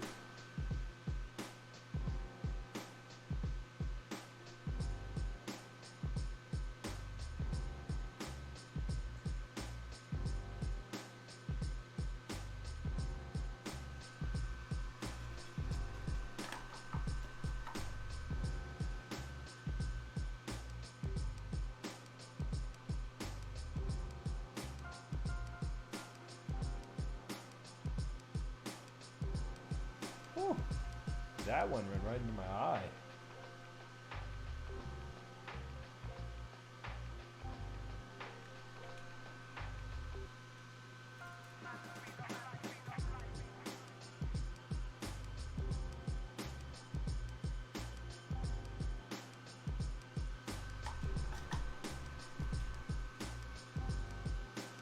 Heyo.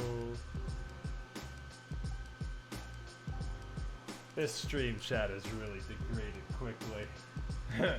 Where have we gone, boys? What's happened to us? We weren't initially the classiest bunch, but man, it's really gone downhill.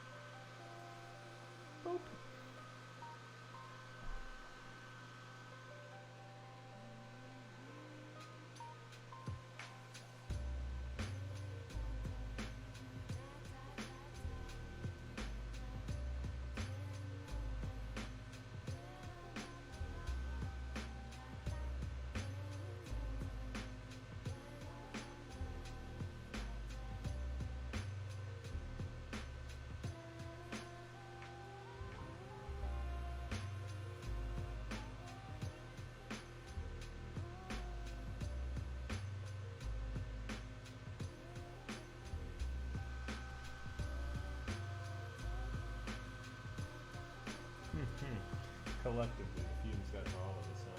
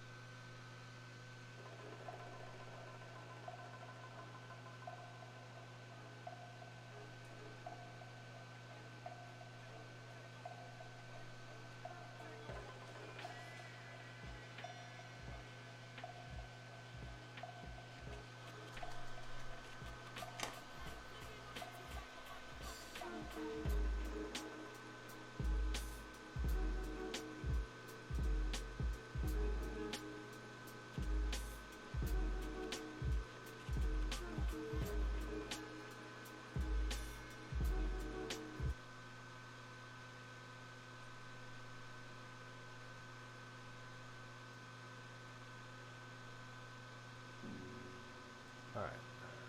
Let's see what we got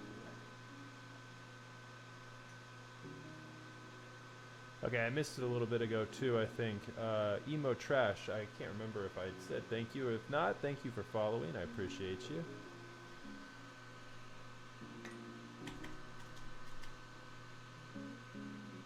I appreciate all you guys. Thanks for chatting with me, keeping me entertained as I build keyboards.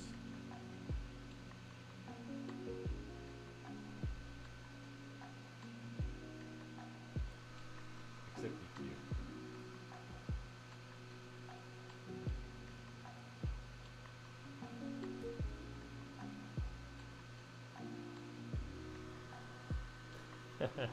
You just have a way of classing up my chat, man. You class it right on up. You take me up into that upper echelon of chat streaming. You impart so much knowledge on me that I never knew I needed. And it's debatable, I guess, if I do need it. No, I appreciate you too, man. I appreciate all you guys.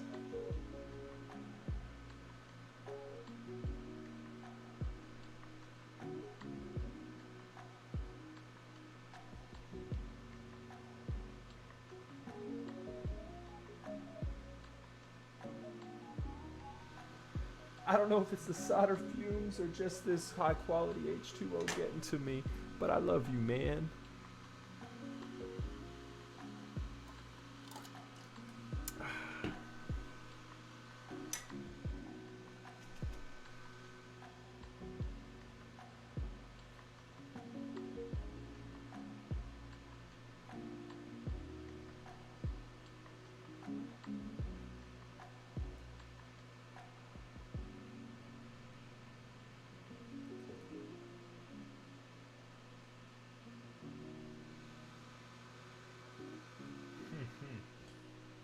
Oh man.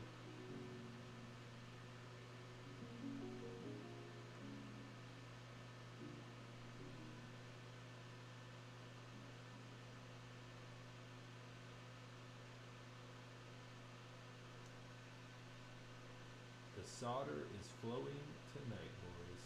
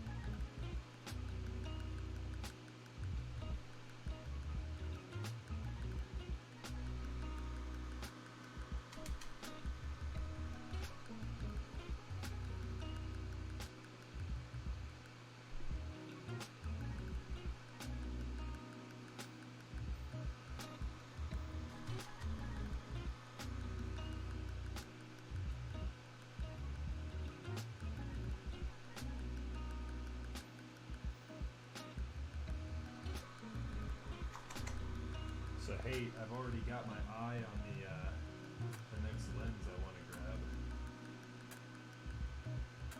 I want to pick up that 1635 G Master. Go out, take some landscape shots.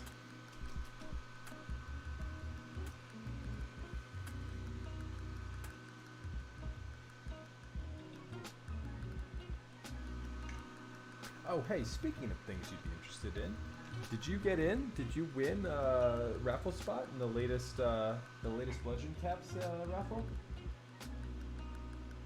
Those are some pretty sweet colorways. I'm really hoping I got a ghost colorway. I won one of the keycaps. I don't know which one I got though.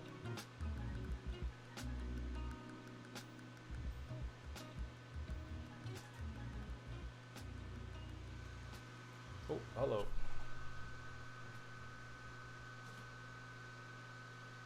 There we go. Oh, so I was wondering, did you get a spot? Did you get one of the bludgeon caps?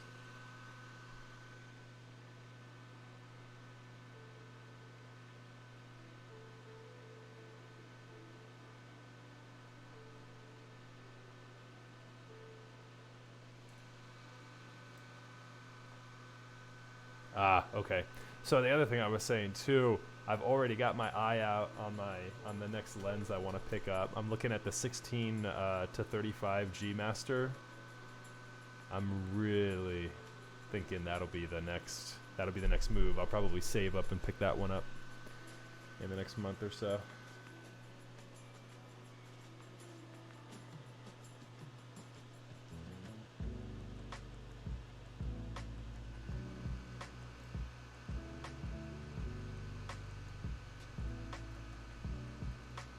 Oh, come on. This one autofocuses. I think I probably just got some shit autofocus settings on it though at the moment.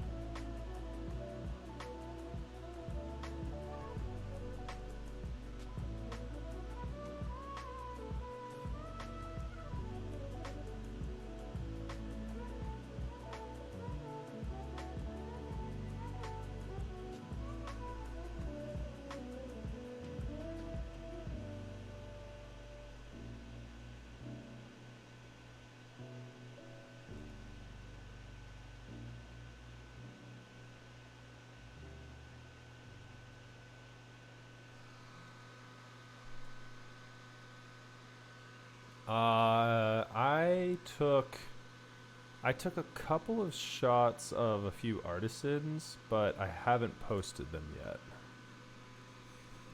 I want to go out. I want to go outside and take some during some better light, but I haven't gone out yet.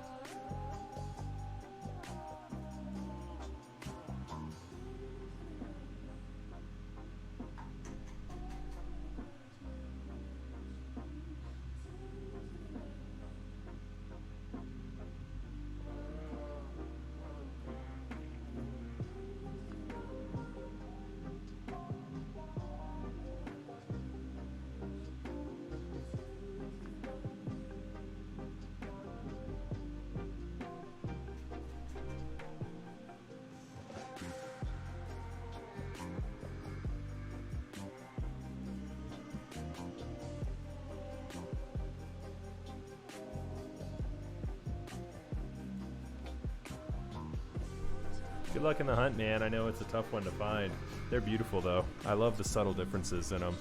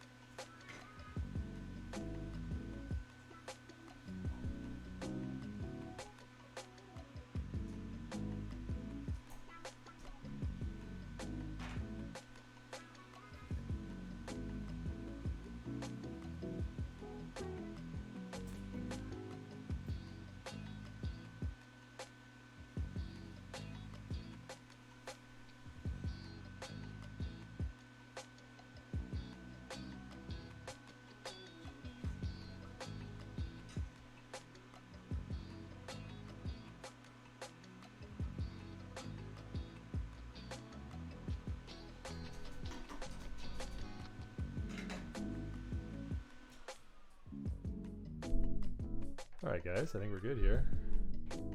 We'll find out in a second.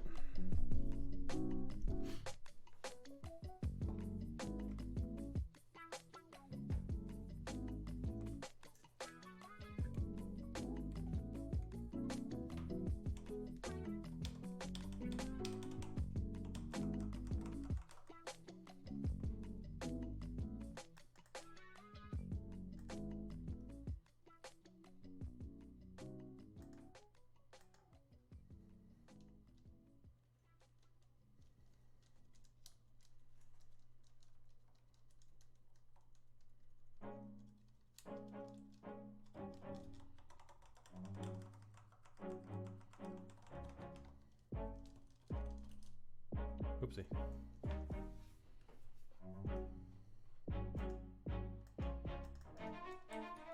Oh, come on. How do you exit this thing? There we go.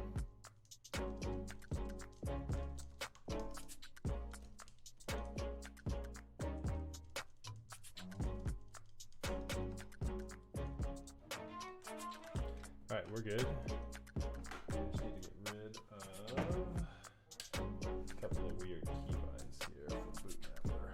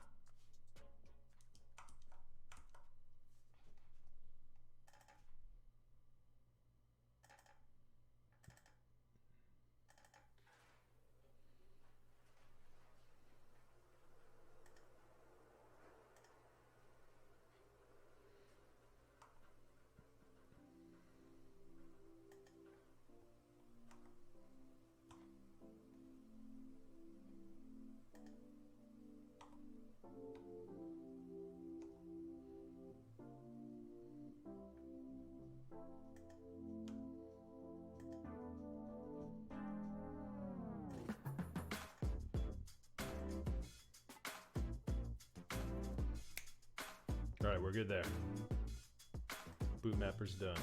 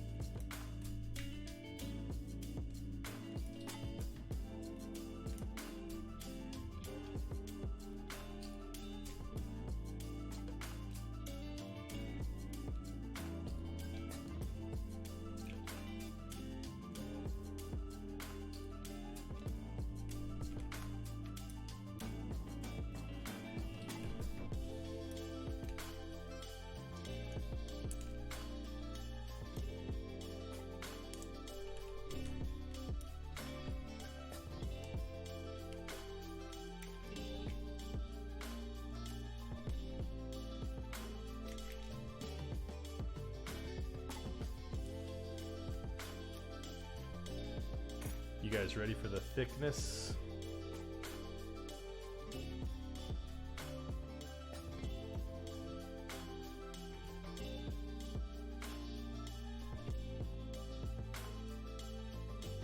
Oh yeah.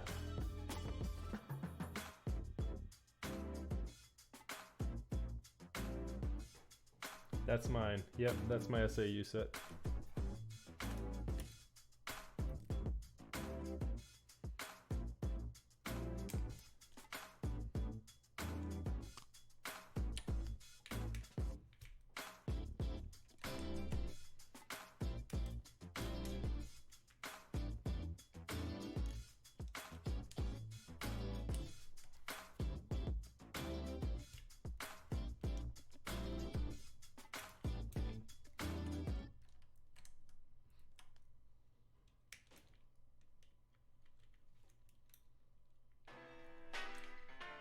Oh my goodness, and before I pull a switch off this brown keyboard with the half plate.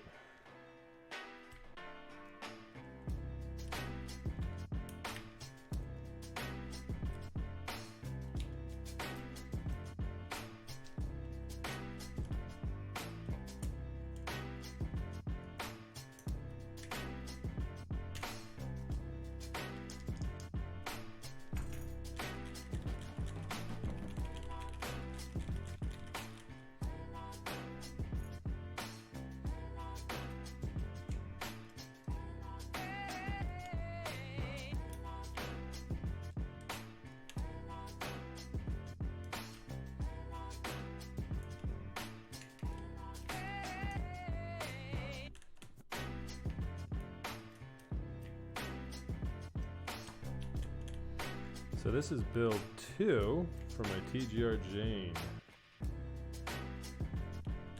We've got another build that's still cooking. Here you go, guys. Actually, no, hold on. I'll pull that up in a second. I've got an Alps build that I'm gonna do too. I think I'm gonna do orange Alps over blue. I've got 2, but what do you guys think, chat? Should I do blue or orange Alps? Both sets are basically new old stock.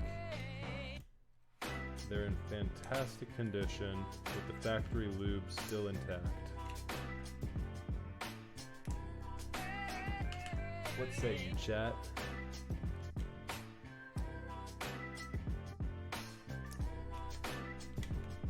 Yeah, just because I wanted to build everything on it. DQ.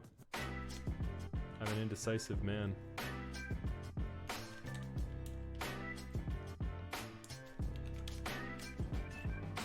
And primarily because this is my last keyboard, probably. Unless I go to OTD, I'll probably stay on this keyboard forever. I don't see anything else coming out that's really gonna push me away from the Jane. And I've got every switch combination I could hope for on it.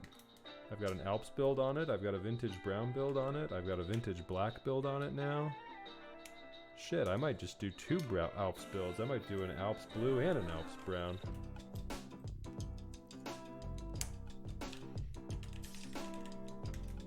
And because I'm crazy, I'm a simple man, and I'm a creature of habit. Once I find something I like, I go all in.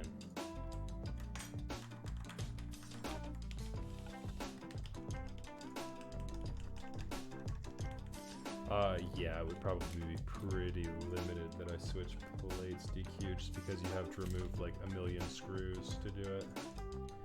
But yeah, I would. I mean, I never was a consistent keyboard swapper on my desk. I would generally have a board on my desk for months at a time. Once I had something new, I would generally use it until I got something newer.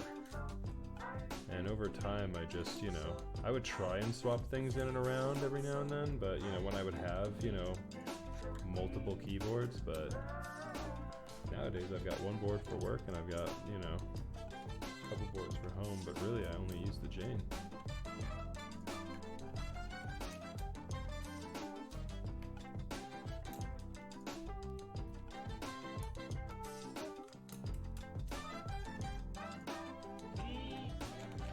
I could see myself going in some point to a mini and maybe a Corsa.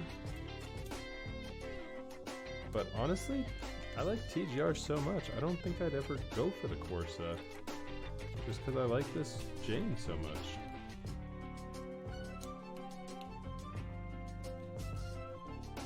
It would need to be a really appealing Corsa, like really appealing, just because I have so many layout configuration options for this.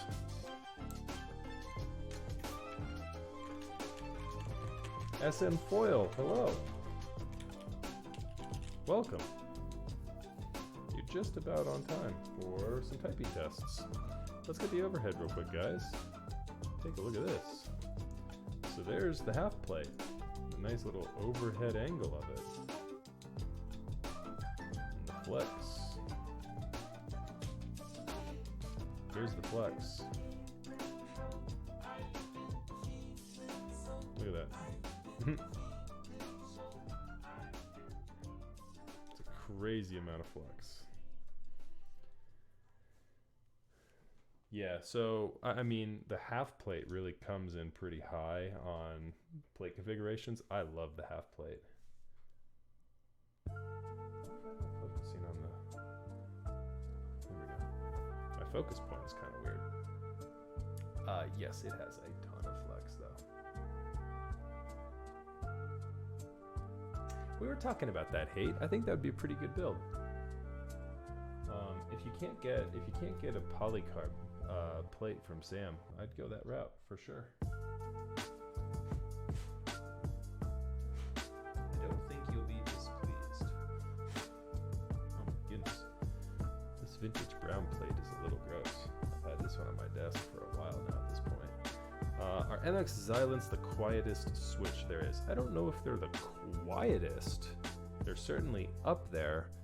But I've been told, and from my experience personally, they are the smoothest silent to switch.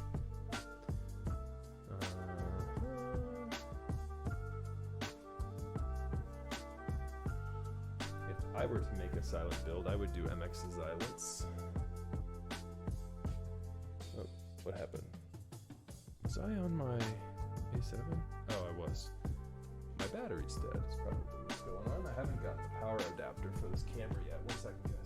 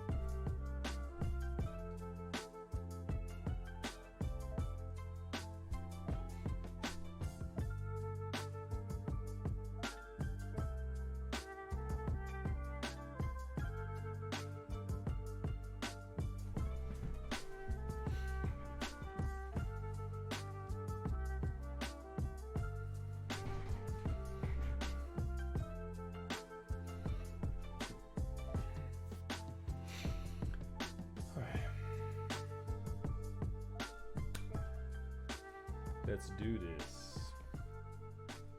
I want something padded. Yeah. Do I? Yeah. Do I have something padded in my desk? Shit, I thought I did.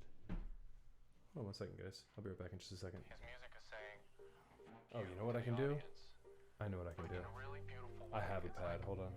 Q, I love you. Now let me play you some beautiful music. You know, so there's this feeling like they're gonna do whatever they want and assert their own will and not worry about how it's being understood or whatever. Yet the wonderful thing about that is that Hey, the Rise of Troy. Thank you very much for the follow. I appreciate that.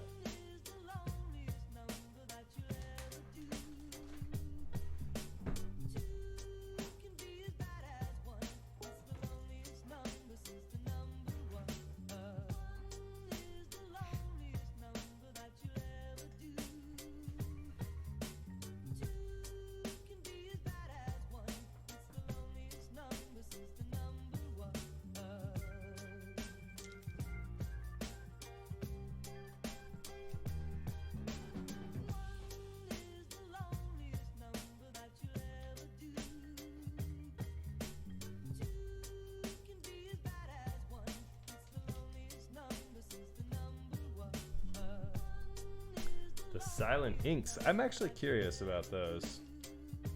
That's been a hot switch for the past couple of days. Hey, SN Foil, thank you very much as well for following. Appreciate you guys.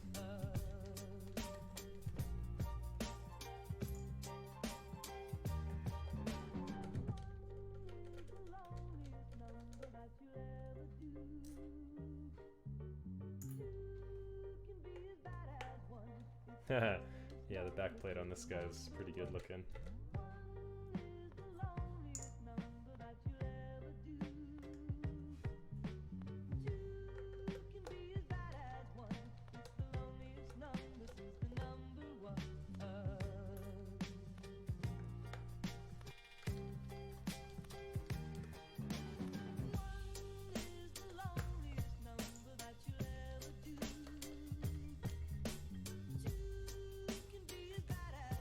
All glory goes to Yuxi.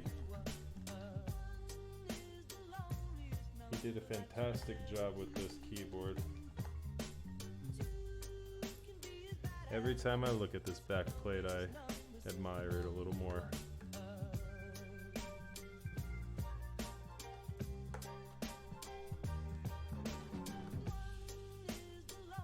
I can't wait for the stainless steel to really start to get weathered too. It's gonna be hot. As soon as the thing starts to get a little tarnished, I'm a fan of that worn look.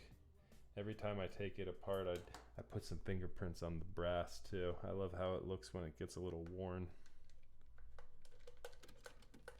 My Triss has finally started getting a little worn. It's looking good lately. The Triss is getting the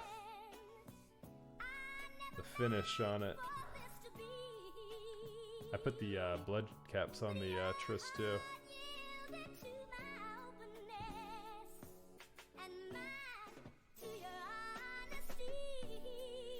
I think I'd seen Pudsy's Alice plate. Didn't his look terrible? Didn't it look really bad? It was like even except for one mark.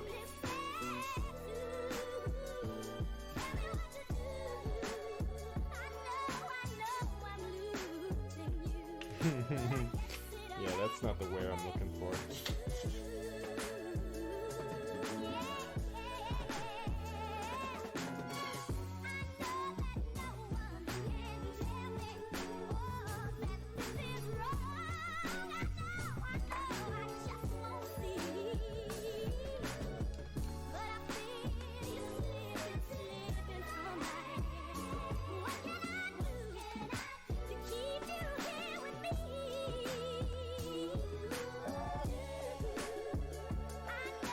Oh, I know, right, Hate?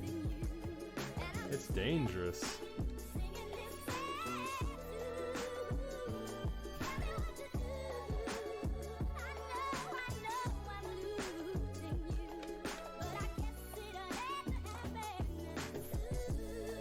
Alright, we're looking for something a little more down-tempo.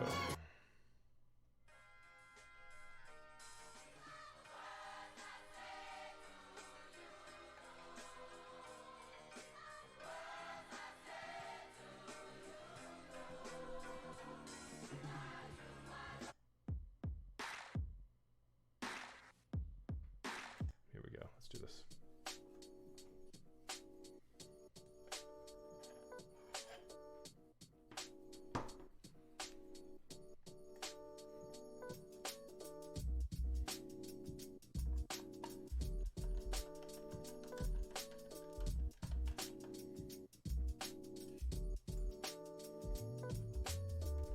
Deke, you got them big pockets, man. Rolling around with multiple Janes, huh?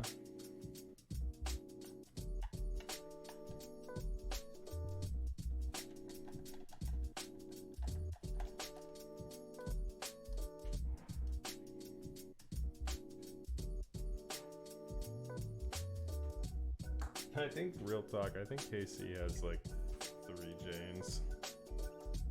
I'm not 100% on that, but I think he has a few.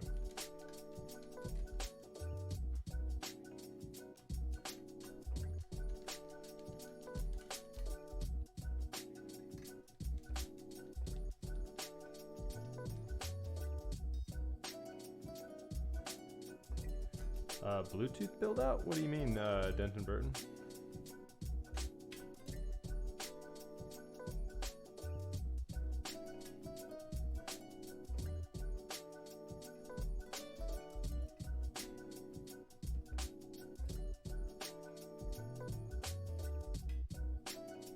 Hey, Jane Cat, it's good to see you, man. And the iFrozen Taps, good morning to you as well. Hello from the United States, where it's nighttime. Jane Cat, I think it's a combination of things. I mean, one is the form factor. The angle on it's really comfortable and nice. The acoustics on it are really nice.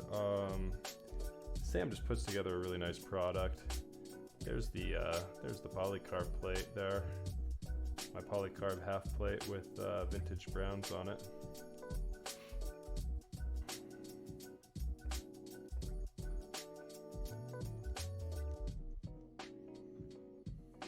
So, I've not got any Bluetooth keyboards at the moment. I had at one point a Bluetooth HHKB. So if you're into Bluetooth, that would be your ticket. I think you can get those for around $300. Probably even find one modded aftermarket for maybe even a little less than that.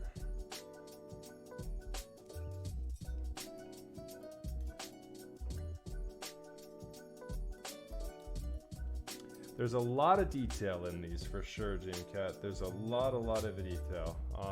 Yeah, the engineering of these is very impressive. I'd absolutely agree wholeheartedly with that. Focus, damn you. There we go. Yeah, a lot that goes into this. Plus the gasket option on the V2 CE could be really cool. A lot of potential to have some interesting new acoustics in that build. I'm really looking forward to that as well.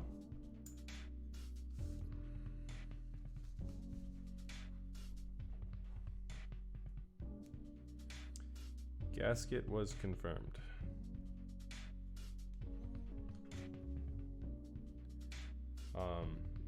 It's kind of a test type thing, Hate. I don't think everyone's getting one, but Sam did confirm that he did some testing with a gasket on his.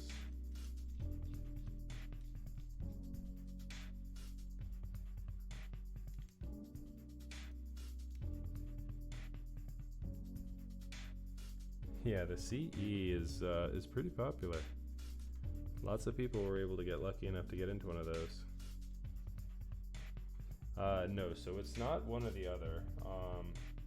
I believe it's some sort of top mount gasket system that Sam had. I think the tolerances between the bottom of the PCB and the keyboard are so tight that a gasket still accomplishes something.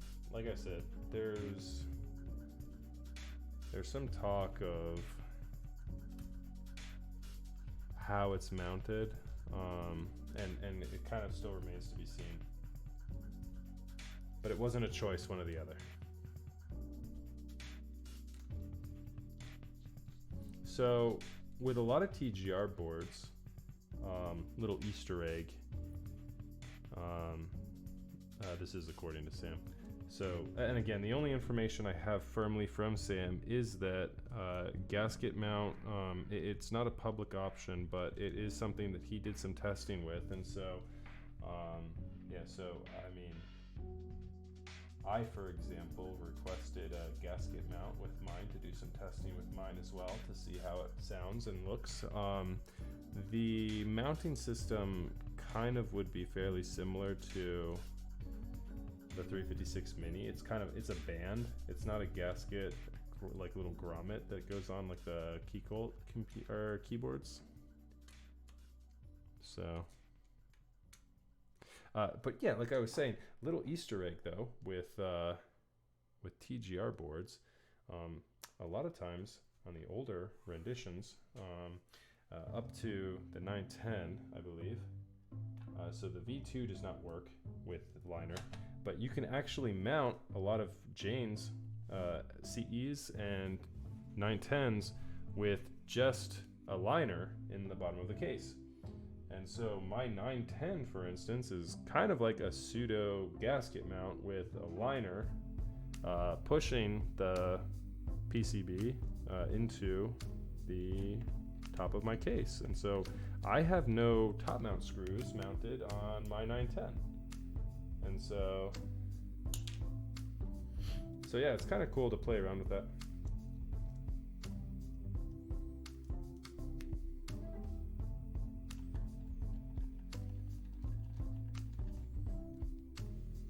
Autofocus is getting thrown off on my Sony. There we go. We'll keep it on a fixed focus here for this.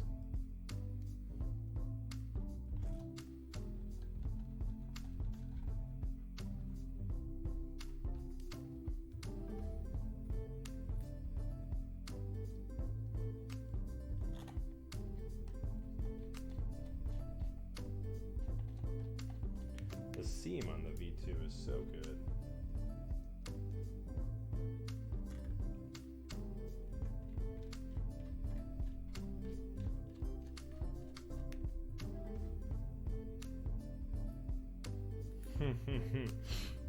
I read that when you typed that out, DQ. I read that line as if you were the groundskeeper from Caddyshack. My real force is gasket mount, so I have that going for me, which is nice.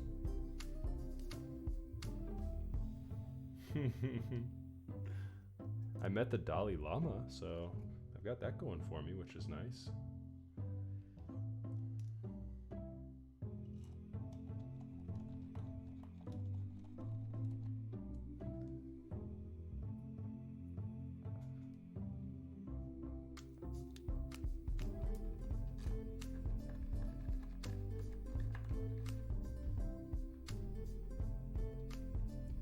Oh man, DQ, did I make a reference that you don't get?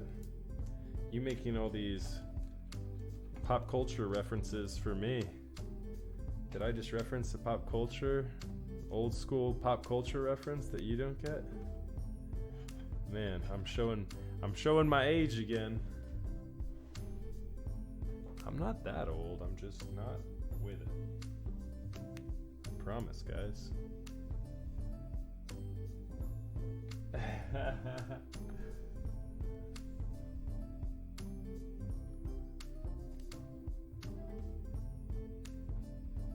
Where does this go? Oh, yep, there it goes.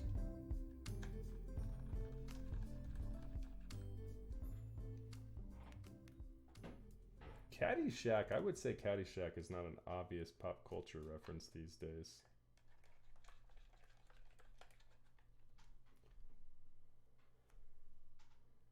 Fantastic movie, though.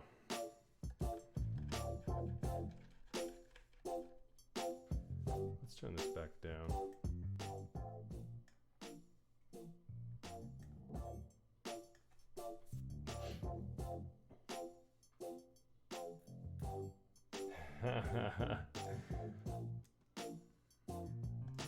And that's definitely not true, DQ. I know lots of people of many different races that have seen Caddyshack.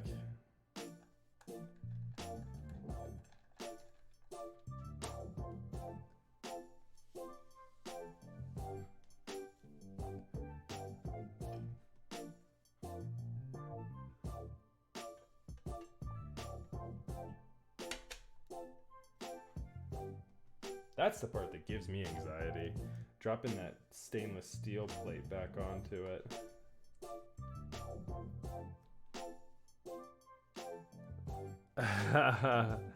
You know, I never watched Trailer Park Boys. At least not religiously or anything, you know. I mean, I'd seen an episode or two, but I never watched the entirety of that show.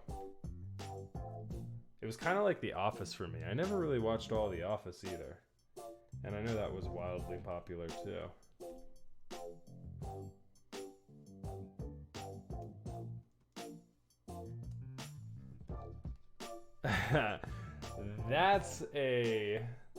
That is absolutely true, DK. You brought up a great point. What is the point?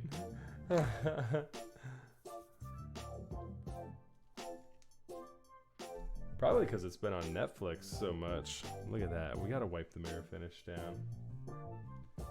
We gotta wipe down the fingerprint.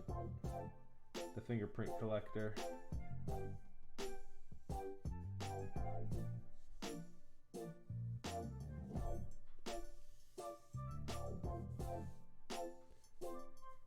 Jane seam, best seam.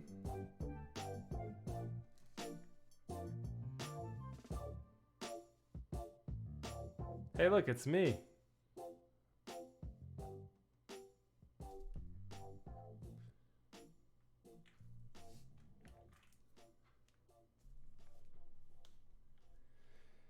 All right. And we got one more thing, one finishing touch. That little boy. Let's see if we can focus on him. I love this cap. Artisan alert. Oh yeah. It's Black Friday, baby.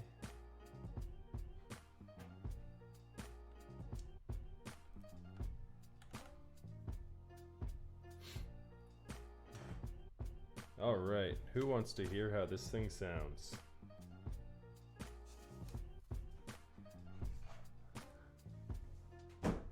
Spoiler alert, it's gonna be good. But don't take it from me. You formulate your own opinion.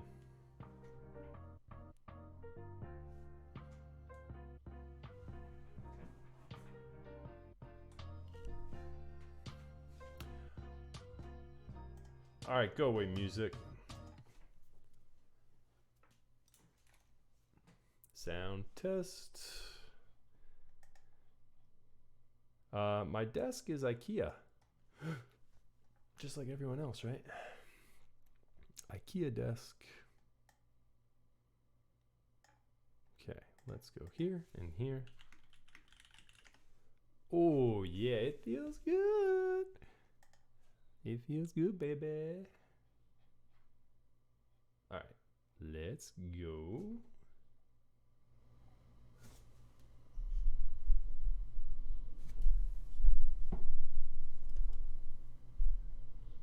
Rat-a-tat-tat-tat. There we are. What do you guys think of this? Boom. And boom.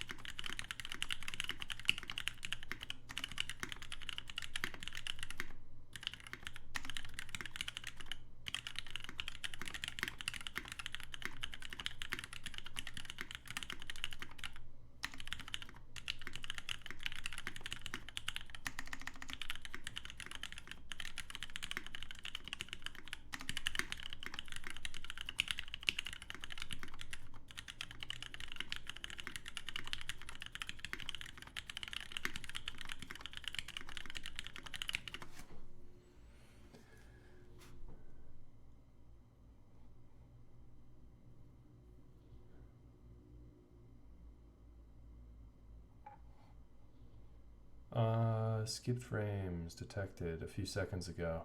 Oh no, you're absolutely right.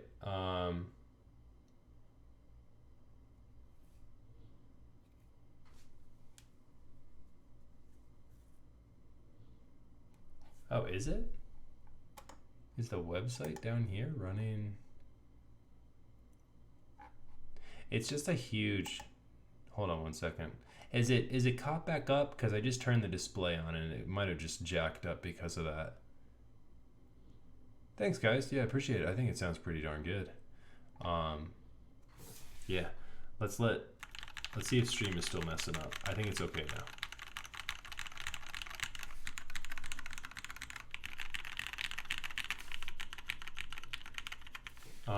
It's an i7 4770K if I remember correctly.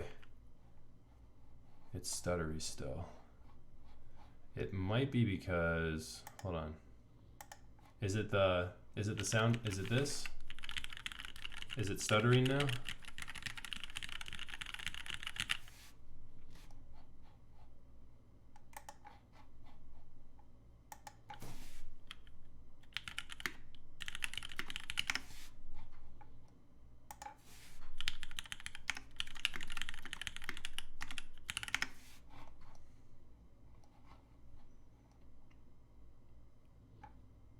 Okay, so probably the issue was me scaling down my 4K resolution ultra wide.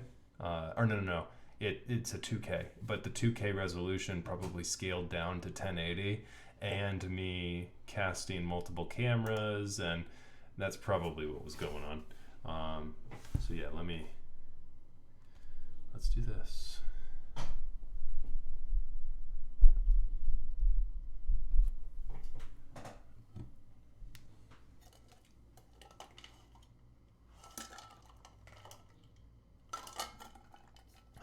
Multiple angles.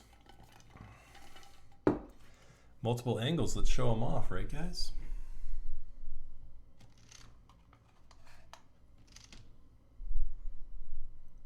There we go.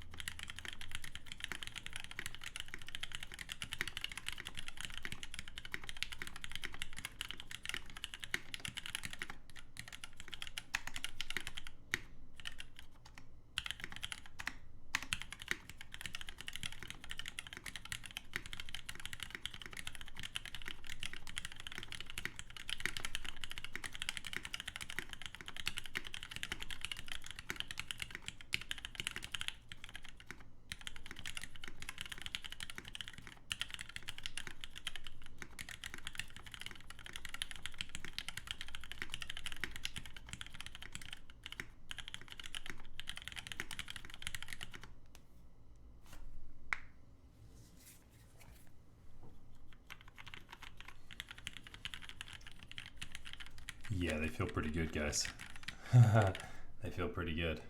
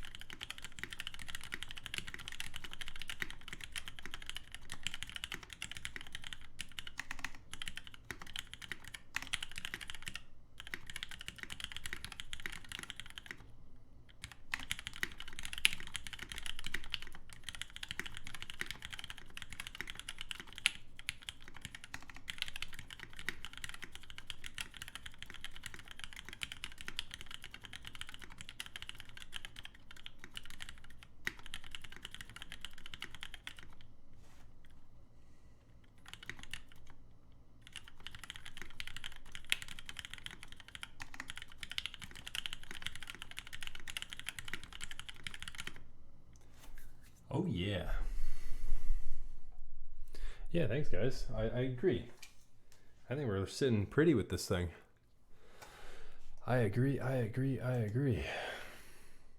Looking good.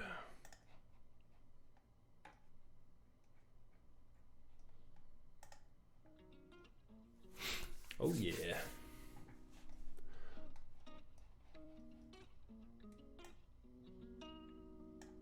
Well, yeah, guys, let's clean up the desk because this thing is sitting right there for a while.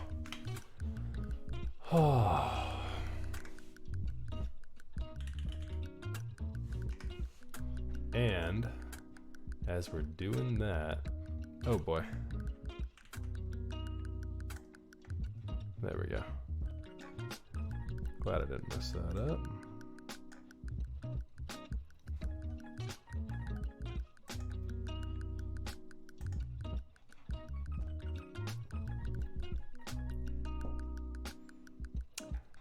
And before we're done tonight, we gotta clean up the desk. And while we clean up the desk, let's get some intro warriors. Ready? Fight. Do I have it? Is it too low? No, there we go. We're in there, baby. Rob, you're going down, son. You're going down, son. Pog champ. All right.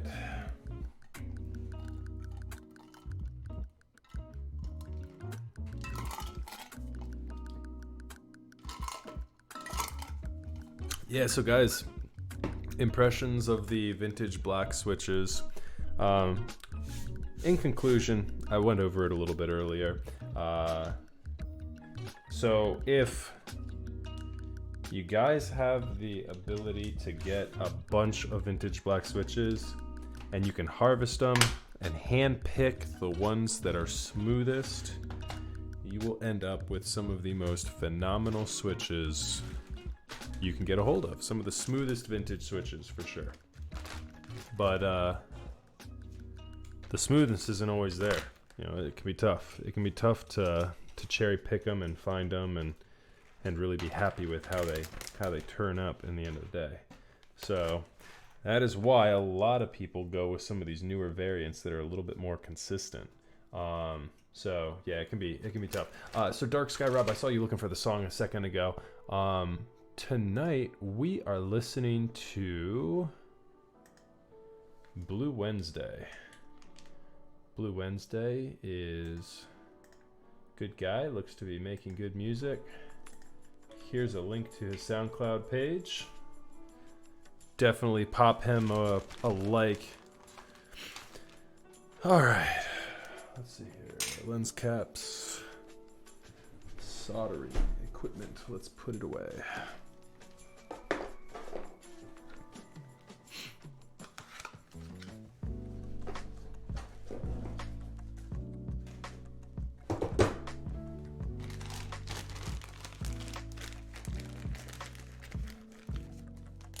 You're welcome, man. Absolutely.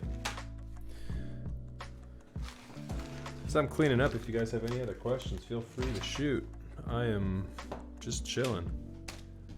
I'm probably gonna go watch some Mob Psycho 100. I brought it up earlier in the stream. Any anime fans? I've been into this one. Mob Psycho 100. It's made by the same guys who put out One Punch Man Season 1. Season 2 was put out by a different group. It's really good. Hey, Yeffy, absolutely, man. Thanks for stopping by. Yeah, man, absolutely. Hope we'll see it soon. I'll definitely be looking forward to streaming that build. Chernobyl was indeed dope. I like that one a lot, Hate. You made it all the way through, seen to the end. I can't recommend that miniseries enough. It was just so shocking how these engineers that should have known better made these mistakes and were just so bold to say, nope, I didn't do anything wrong.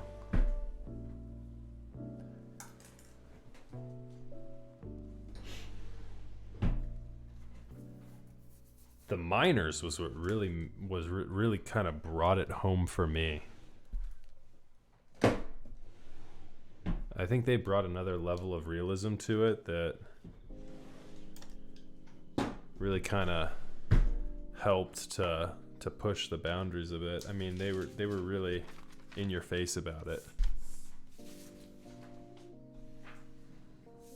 I won't give any spoilers away, but yeah, it was really good. Yeah, there's so much good about it. I mean,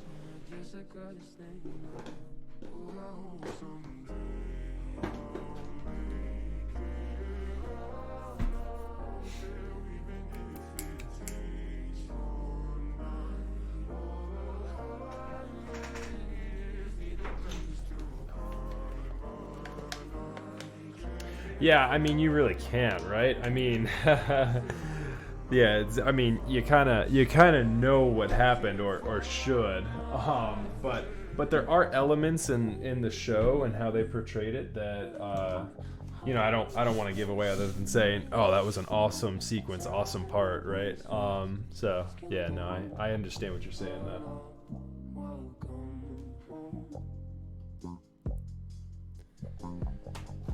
All right, guys. So here, let's do this. Let's see what this sounds like.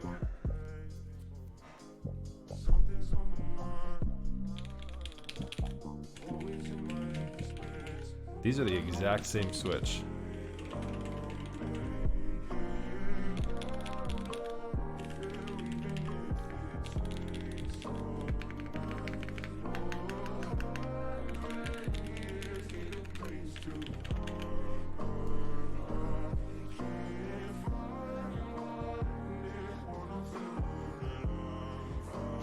Both very fun.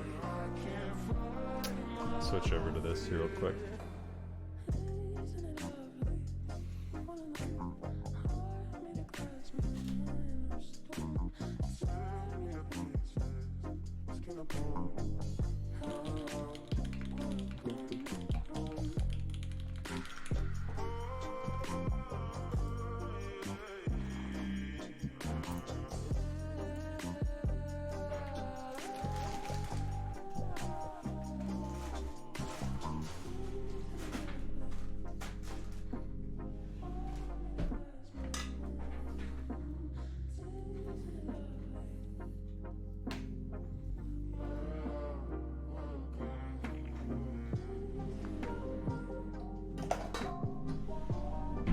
I think that also might be the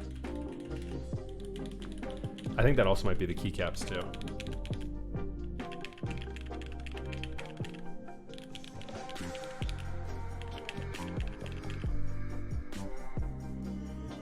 So I've got CRP on the 910 and the OG NCR on the Jane. So in terms of quality, they're both really good, but the Jane is definitely better quality keycaps right now. So, all right, guys. My desk is cleaned up. Who are we crowning victorious here? It's Rob and Jame Cat. Who's gonna get it? Who are we crowning victorious in stream tonight? Oh, that axe. Can you get in close, Rob? You gotta get in close, Rob. Jump up in him. Oh, the fists. Uh-oh. Oh, you juked that one. Oh, one more hit. Oh, Jame Cat is victorious. All right, guys. I am going to sign off for tonight. Thank you very much for tuning in. For those of you that followed, I appreciate you guys. And I will catch y'all next time. Stay tuned. I'm probably going to be setting up some sort of consistent scheduling now. And yeah, I appreciate you guys. Later.